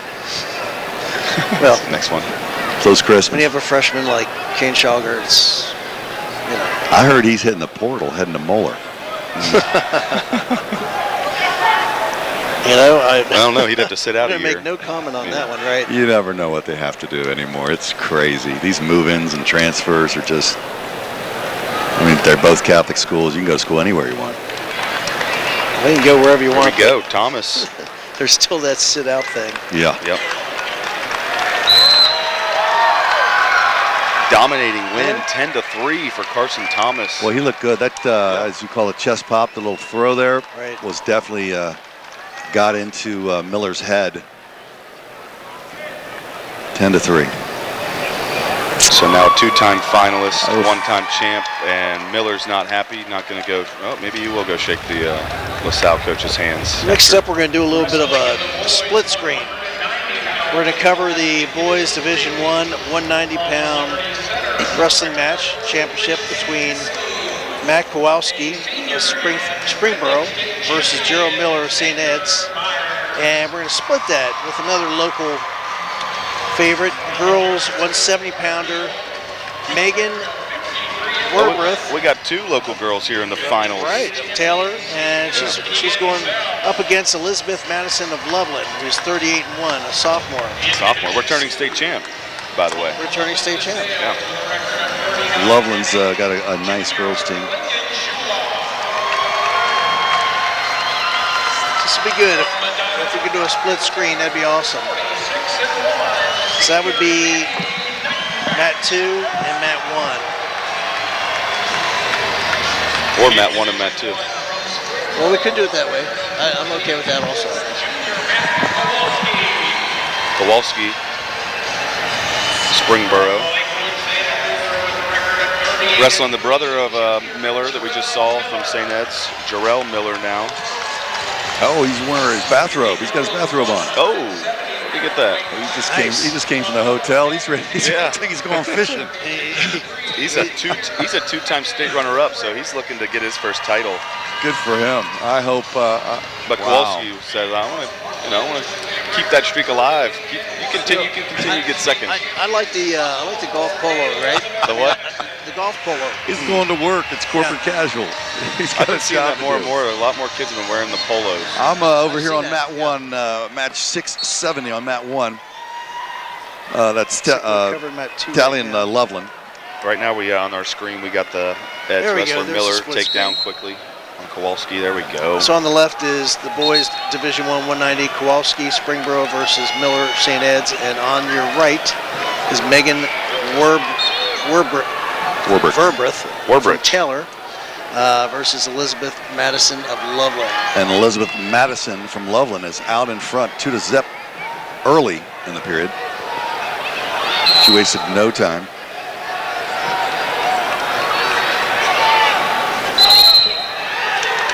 Werbreth gets up, escapes. Loveland ahead 2-1. Werbreth goes for the headlock and it slips, allowing Madison from Loveland to get another 2 points. Miller and Kowalski on Mat 2, just kind of still feeling things out here, a minute into the match.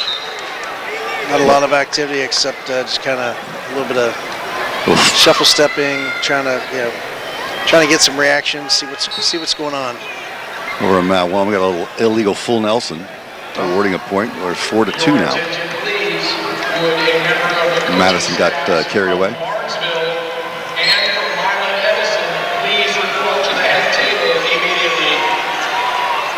Madison riding tight, trying to lock up that arm bar.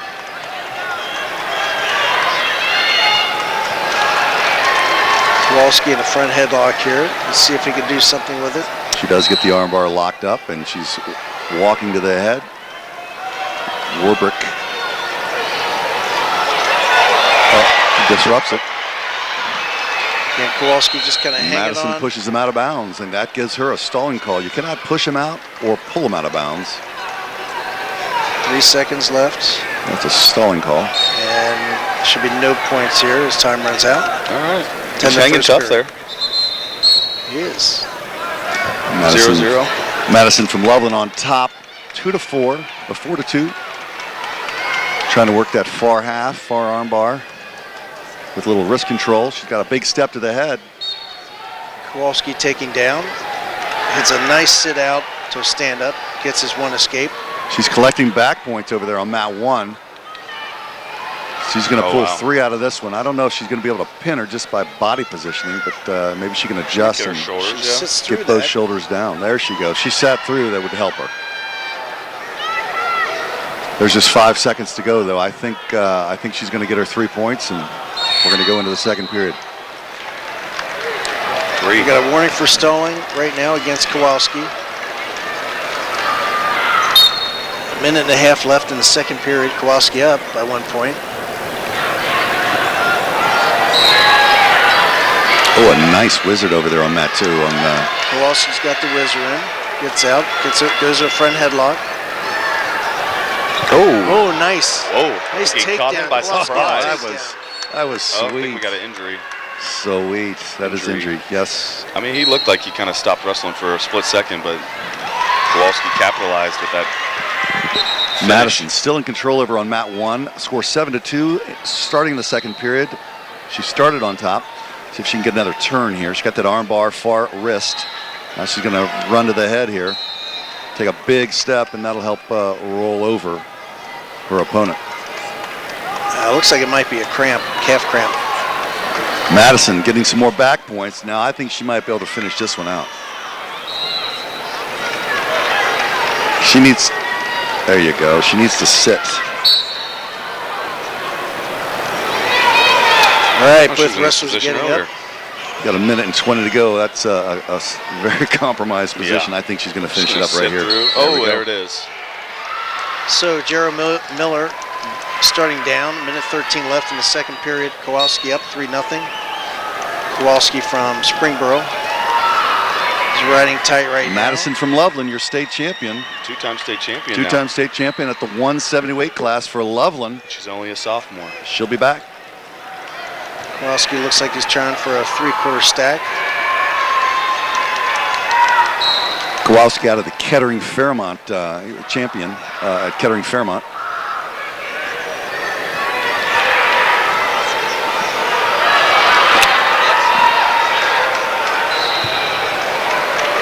St. Ed's having none of it. Escape. Yeah. St. Ed's. I turned and looked at the official. That's a dangerous move out there. Turn your head away. See if Kowalski gets in on a shot here. He's been kind of playing defense most of the match so far.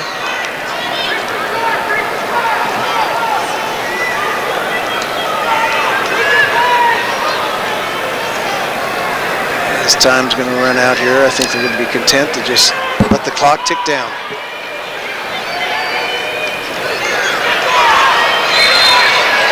So going in third period. It's Miller's choice. Matt Kowalski up 3-0 over Gerald Miller of St. Edwards.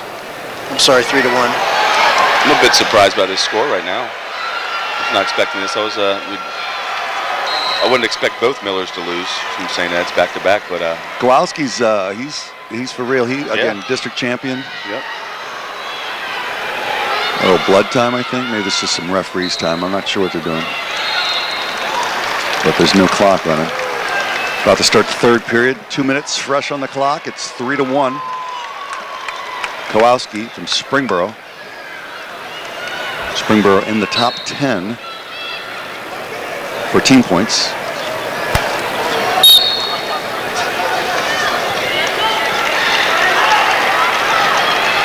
There we go, near cradle. Looks good. Oh, he's got that locked up too, yes. He's getting behind that leg. If you can walk it up towards his lift head. it. This is trouble. Oh. This might be trouble. That's tight. He's strong. Lift it, but don't force it. If nothing else, he can burn a good minute and a half off of this clock. And he's going to take some firepower out of Miller because the pressure on the side of his neck is going to wear him out. And lack of oxygen. Right. That's tight. Nobody slips out. Slips out. Still on a... Kowalski drops slowly. Well, he's got to work up. He can't just sit there. Good job. Oh, we got another injury time? That's injury time. That's his first one. Is that right? That's the first? I thought he had one earlier. You know, they didn't start the injury clock on the first one. Crowd not yeah, they must have because they're counting down here. Okay, so it's going to be choice then. Yeah, Kowalski's choice. Kowalski's going to have choice here. I assume he'll take down. I would think so. So how about that? You get two there's a nice replay of the takedown that was just super quick on the edge. We get two Southwest Ohio wrestlers knocking off two St. Ed's. What are you saying? I like it. Is the tide turning? I don't know. Southwest from northeast to southwest? Southwest has always been super dominant. in a weight class or two. Red chooses down. Swimming? Swimming and diving and football. All right, here we go. Kowalski down, chooses down, and optional start by Miller. Lets him up. 4-1.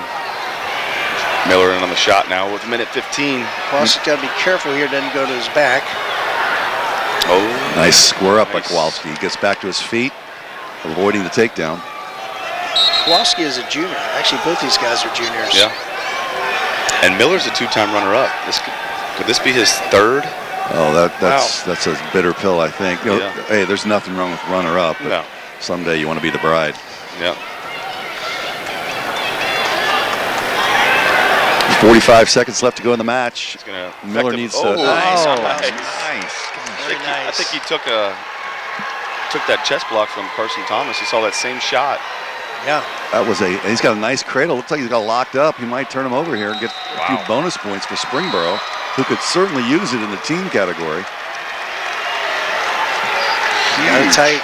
I call this an upset. That's a tough one, is it? Miller was ranked, well, most rankings I saw, Miller was number 1. Kowalski, floating between that 2-4 Looks range. like he's going to ride this out and take home the top podium position Yeah. for Springboro. Right? What a win. Springboro's got 2 finalists. They're 1-1 right, or 1-0 right now. I would call that an upset. Yeah. I called it. Back-to-back Millers go down from St. Ed's. He looks to be in a bit of pain. Yeah. Boy, these guys are just spending a lot of time in the weight room. So are the Millers, are they twins? Yep. Twins. Guess you could say they do everything together. They lose together. He is excited. I love it. I love it. Just the emotion of the end of the season, the monkey off your back. What a great thing. There's his coach Fred. There's that throw by. That was nice. That kind of put him in. Yeah, that just finished it. Yep. Exciting match. Moving on, we're getting down to the final 3 or 4 matches of the night. Yep. We've been doing very well in Southwest Ohio. I think we haven't lost These one. finals. The first Oak Hills. Oh, that's correct. Oak Hills. That was our only one though. From there on, we've been 1, 2, 3, 4, 5. Oh, and Murphy. We lost Oh Murphy. my gosh. Oh, 2-1. He's counting the points. He's going to get 2 back points with that to go. And that's just going to Did he pull it solidify the 6-9 and make it 6-11 victory. Wow, there was a little action at the end. It was exciting. So as you mentioned, we are coming to the end. We have 2 weight classes left. 215 for the boys and 285 for the boys. And then for the girls is actually 235. They do not have a 285. We're going to move over to the D1 mat, or stay on the D1 mat, I guess. 215, Atkins from Moeller. This is their second competitor. If you remember earlier, they lost a tough one in the lower weights. And Slapper from St. Ed's. Moeller could certainly use these points to help represent Southwest Ohio in the team standings. Yeah, I don't think they can catch. They have 62. Yep. South 67. 5. Possibly. They could, They need a pin. if we have a good showing here, I don't know what LaSalle has left. They're done. They just Okay, had so Thomas. But they're in 6th right now. They're in 6th. Moeller close behind. They're Moeller needs, what'd you say, 5? Yes. So they're going to need, they get 3 and 3, so they need a victory bigger than just a regular victory. They will do it. So anything over a regular win. So a major or even a pin. What's the resume on St. Ed's? St. Ed's, he's 21 and 6. And he is a returning state placer, I believe. Yes, he's 5th twice and 6th as a freshman. And our Moeller boy? And Moeller is a returning sixth a year ago. He was in the semis a year ago. All right, well, this should be a pretty good match then. Let's see what happens. St. Ed and Moeller, they regularly meet in the football finals or semis. They do. And I would imagine both these guys are football players. Yeah. Well, I know Atkins is. Definitely. Slapper's got a football build. No, Atkins has had a rough tournament. He's lost a lot of blood. Yes. I mean, if you look at his what he's got on his face. He's got a little moleskin on there to stop the head pressure. It's on the bridge of his nose from that contact, head-to-head contact, constant rubbing. Unfortunately, he's had to have, I'm going to say, pretty much every match, his whole head taped. As he bled through. Yeah. It looks like he's got a little cast on there. He's trying to work that underhook. Jack up Slapper.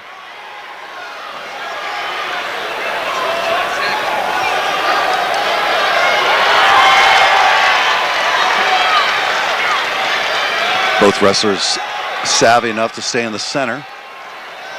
These bigger guys. Now, you know, you mentioned earlier you'd asked about the heavyweight and you'd like to see unlimited. But I'll tell you, since we've gotten rid of the unlimited weight class and gone to 285, we see more athletic builds and athleticism. I guess I liked it because wrestling was one sport. It didn't matter, Yeah. you know, what size you were. And when they put that cap on it, you know, for me. I understand you want to open it up to everybody, and that's one thing. 285, I think, you know, I just remember Tad Thacker. You probably don't remember him. Tad Thacker was a national champion, weighed about 500 pounds, couldn't do a push-up. Rest his soul. He was a national champion. But back in '84, I want to say. And I think shortly thereafter, they got rid of that unlimited weight class. Well, how about Vernon Broadnax? Do you remember from Xenia? Yeah, just the name, though. He was 420. And end of the period here. State runner-up. 0-0, end of the period. Flip the coin, gives Moeller choice. He's going to go down. They also went on to be an All-American. I believe he was the, I want to say, top 3 All-American at heavyweight. Was he NC State. a big boy? Big boy, yeah. So NC State was Tad Thacker as well. 20. And he, again, I think he weighed every... tradition. I'd have to Google it. He was a big boy. Moeller escaping on the edge here. Here we go, 1-0. Moore out to a quick lead. Yeah. Second period. How'd you think this match was going to go, Jerry? I was thinking a lot of pushing, pulling, you know, kind of a slowed down match. That seems to be where we are. Yeah. I'll tell you, we're getting close to the end of the finals, and what we saw a lot of in the semis, overtime. Yep. We've only seen 1 or 2 here tonight. St. Ed's with a good front headlock, trying to lock it, secure it, and go around with the grabbing the ankle. They're going to be off the mat if he's not careful. Well, Atkins is used to these close matches. He won the first round 9-6, and then he won in the quarterfinals 3-1, and then won again in the semifinals 3-1. Sudden victory. That 3-1, yeah, a sudden victory was crazy. Yeah. Very similar styles, those two. They wrestled. They're both upper body. I didn't see many shots taken in that match. Similar to this one here. I see them both battling up top. Yeah. I mean, it's not totally rare or unseen, but these guys shoot sweeping signals. They don't want to get trapped underneath there. Right, it's a lot of weight coming down. A lot of horsepower, a lot of muscle. Got about 40 seconds left in the second period. 1-0 favor of Atkins of Moeller. Second choice will be St. Ed's. Slapper will have choice in the third period. Get his opportunity to go down and get that 1 point.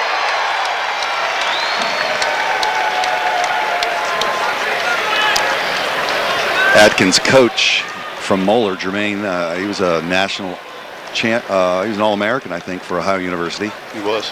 And a state champ for Moeller. Definitely. Done a very nice job with the program. Yeah, he told me he feels like the coaching is finally in the right direction. And they have a lot of kids coming up through the kids club that Jermaine runs. So he thinks the program is primed to get back to its greatness of the late late 90s, early 2000s. Slapper choosing down, hits a Granby. Let's see if he can get out here. Oh, maybe get a reverse. Oh, Atkins does a nice job. Oh. Captures that ankle to prevent the reversal. Start over. Yeah, I don't want that reversal. But he got out pretty quickly. It did. It was a nice Granby, actually.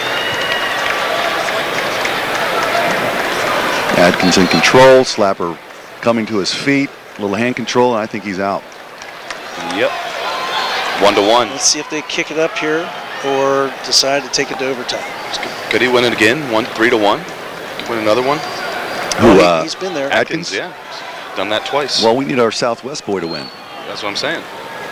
Can he do it again? Well, that's right. The overtime, though, he's probably, well, it's been a day now. That overtime win was probably a little exhausting. Yeah. You have time to recoup. Stalling call. Actually, on St. Slapper. Ed's. Slapper. Yep. Slapper. Backing out. Oh, he takes a shot there. Shot. Oh.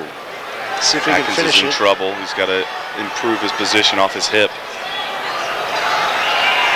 Slapper working left. Atkins is hanging on through the roll that crotch, and I don't know if this will break up or. Here. But he's got to He's watch gonna his start. back. There we go. Get him again. You need your hips high to win this battle. That is not two. Not yet. No, that's not two. No. That crotch lock is enough to hold on to hold if he the can roll it two. and start If he locks a leg, it's a different story. But there's no, they're going to stop this or he should. starts getting some back swipes here. No. You know, in college they have that when you're in Jeopardy. Jeopardy, yeah. And your back's exposed for. Now that's. Does he have the leg lock? I think he's got the leg. If he's got the leg, there's two. All right, now he's got to bail and he's got to come up and get out. A lot of time wasted there. 20 seconds. He's got to come up and out. Well, he's down Get two one. now instead of one. That's right. Yeah, I forgot it was 1-1. 20 seconds. 20 seconds. A little bit of time left here. We could possibly see it. He's got 16 seconds to make it happen. State finals. You got to throw it all out there, and there he goes.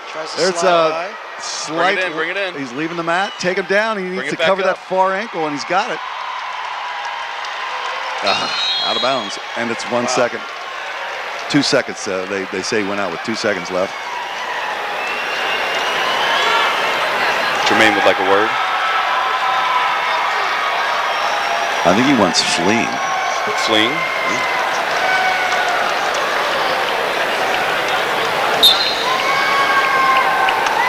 And that's going to do it. Adkins is not going to come up on top. Again, a great tournament for Adkins. Slapper just had his number tonight. Slapper senior, but Atkins will be back again next year.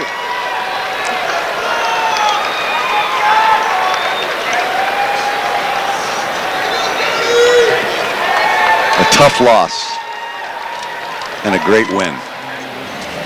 We're rolling up on our last match of the day here, Jerry. Is that right? We have the girls 235-pound weight class coming up. For boys, it'll be 285 pounds, but we're going to be covering the girls first because we have Alicia Reinhardt of Fairborn versus Brooke Jenkins of Versailles. So Alicia Reinhardt of Fairborn is 44-1, a senior, and Brooke Jenkins of Versailles is 27-7 senior. I think that's Vermilion. Where's that? Not for sales, Vermilion. Yep, you're right. It's Vermilion. Vermilion. My spotter gave me some misinformation. That happens. Not on my sheet. What's your sheet say? The other spotter. I got Vermilion. The one that got fired. He quit. These are two seniors, neither one returning state placer, so. From Vermilion, with a record of 27-7, senior Brooke Jenkins. And from Fairborn, with a record of 44-1, senior Reinhardt. All right. hope this is an exciting match. Yeah. Give the crowd a nice taste in their mouth as they leave for the girls' wrestling tournament. Next year, again, the girls will be on their own. So Brooke Jenkins. You know where that tournament's going to be? Correct. I do not. I don't know a whole lot. Quite honestly, I'm not sure it's 100% factual. Brooke in a nice quick shot. It's just what I've heard. But the girls are going to have their own venue next year. Okay. They're going to take all those fans away. Right. A different sound in here. Yeah, I'm telling you. A lot lower pitched. Yeah. A lot lower pitched, that's correct. Both wrestlers pummeling.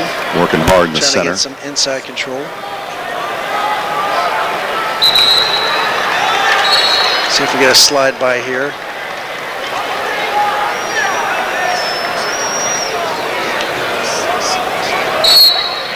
Reinhardt for Fairborn. Just pummeling away, trying to get inside control there. She's out of the Harrison district. Brooke Jenkins, very tall.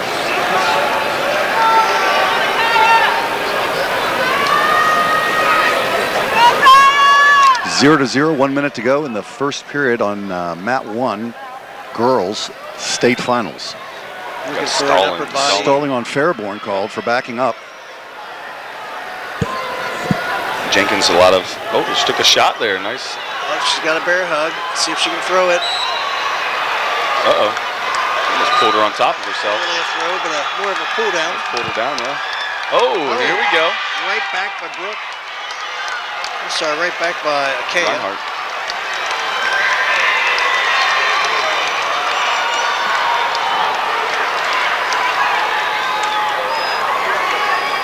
Snap down right to the shot. Just a drop single.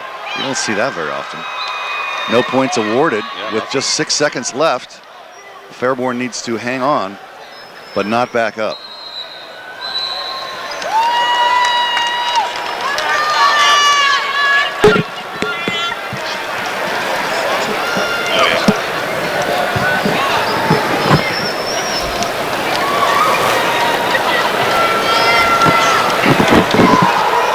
Getting ready to start the second period. And right now, Brooke Jenkins up by 1 point, 2-1. What's the optional Kayla start? Reinhardt. Goes the optional start, does not let her up, instead goes straight on the attack. I like it. Yeah. Now she's back in on the leg, still in the top position, still in control. Now she's already got one stolen call against her. She needs to get off that ankle. That is stalling. She must work up. Right, she's still the top wrestler. Yep. What they call a stalemate. Maybe I have it wrong. Maybe the next time, second time. Yeah, again, I don't know. Stalling. There's no stalemate involved. When you start up, down, Stalling now. is stalling. I mean that's clear stalling to me.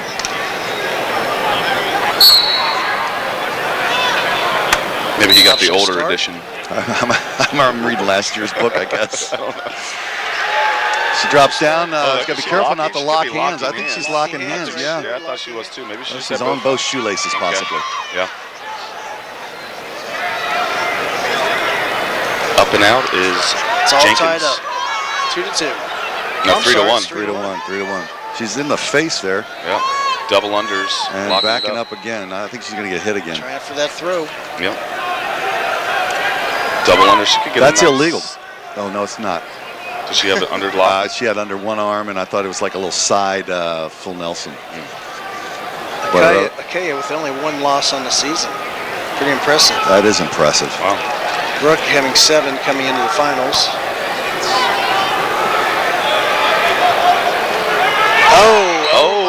Jenkins, that's going to be it. That is definitely trouble. She get out to the side. Deep and tight. Here we go.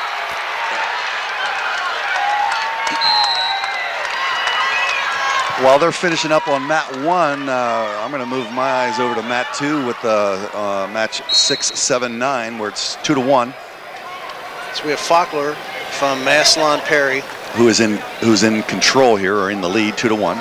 and he's going against Bodegi from Riverside. All right, Riverside's got 1 point. There's 45 seconds left to go in the second period. Faulkner's a returning state champ and now a 4-time state placer. Oh, and he gets 2 points on the edge. He gets it. That's a good mat awareness from Perry as he dropped his toes right on the edge and covered the knees. And he looks like there's a little injury time. Maybe a hyperextended knee there. You might be able to see that again on a replay. The mat prowess of Perry. So for a hyperextended knee in a situation like that, I mean, here we go. There's really not a lot you can do, correct? No, not here. Yeah. A little blast double, drops his toes, covers the ankles and the knees, 2 toes in. No, hyperextended knee is just going to have to, I mean, you got a minute and a half, you can't tape it. Right. Just pull the knee pad up and yeah, that's the show must go on. Get her done. Yeah. Now, in basketball, the guy's down still for a bit. That's not true. I shouldn't say anything bad about basketball. I'm just joking. I'm just kidding. It's just the flopping that's going on in the NBA these days is right. It's crazy. Trying to compete with soccer. Yeah, I guess. Yeah, that's correct. Those are the 2 worst. They go down quicker than Mike Tyson fight. Well, a nice attempt to the Granby. Second one, not really a Granby, more of a side roll. Yeah, that's what the big guys do. Fat man roll. But these guys are not fat. They are definitely in shape. Yeah. Large man roll. Well, I just hear the coaches yell it out. That's just what they call it. Right, exactly. That goes back to the unlimited weight class. Right. 6 seconds left to go in the second period. Stalling, which 1 gets point. 1 point, adds to the 4 points. So he got 5-1 lead. Looks like he's got a, what is that, Central Michigan decal on his headgear? Is that where he's going? Actually, headgear decals. There's no are decal illegal. allowed on the headgear. Who's got the decal on? Yeah, it's definitely illegal. There's some kind of sticker on the left ear of the. Yeah, no stickers allowed. It's not a heavily patrolled rule, but they don't. The reason there's a rule for the stickers precluding or not being allowed on the headgears. Well, can't you do a citizen's arrest of some sort? I'm not doing anything, Jerry. I'm going to put my bag packed up and leave here in about 10 minutes. Oh. You can't put a sticker on your headgear because it's a safety issue. You cover up the holes. See, somebody was winning 12-3. Is it the person who pinned him? Yeah, it is. It is. So maybe it's painted Well, he's not on wearing there. an anklet. Yeah, but one is red. He's definitely there red. you go. Yeah. There you go. Back to action on mat 2 with 2 minutes to go in the third period to finish up. This is the last match working for the 2004 or 2024 state finals here at Value City Arena, better known as the Shot. And not quite sure what the delay is here. No, I think they're clock issue. They can't. They've had this issue a bit. They can't get the 2 racked up. Yeah. Or the points. I think it's 5-1 at the moment. Oh, the 2 minutes. They can't get that back loaded.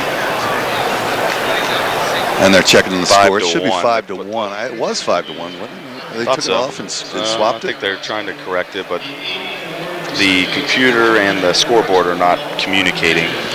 Again, it's the beauty of the paperless paperless tournament. Yeah, and a little flip. You know, remember the old flip? Oh yeah, scoreboards. Yeah. Geez, back when I wrestled, there was still riding time. Oh wow. In high school. Yeah, that'd be hard to keep track of. I don't know. They had these little silly clocks. Here we go. Back 2 minutes to go. Third period. 5-1. Perry on top. Trying to get his leg out there to get his 1 point. Now making it 6-1 with 1:50 to go. Let's see if the action picks up a bit here. Yeah, how'd you say that last name, Jerry? Bodigi. Badadaji? Bodigi. Bodigi. Okay. Bodigi. Antonio.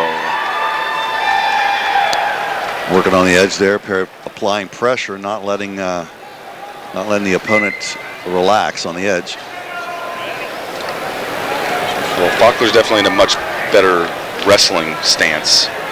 Bodigi's just kind of standing there, not really doing a whole lot with his hands.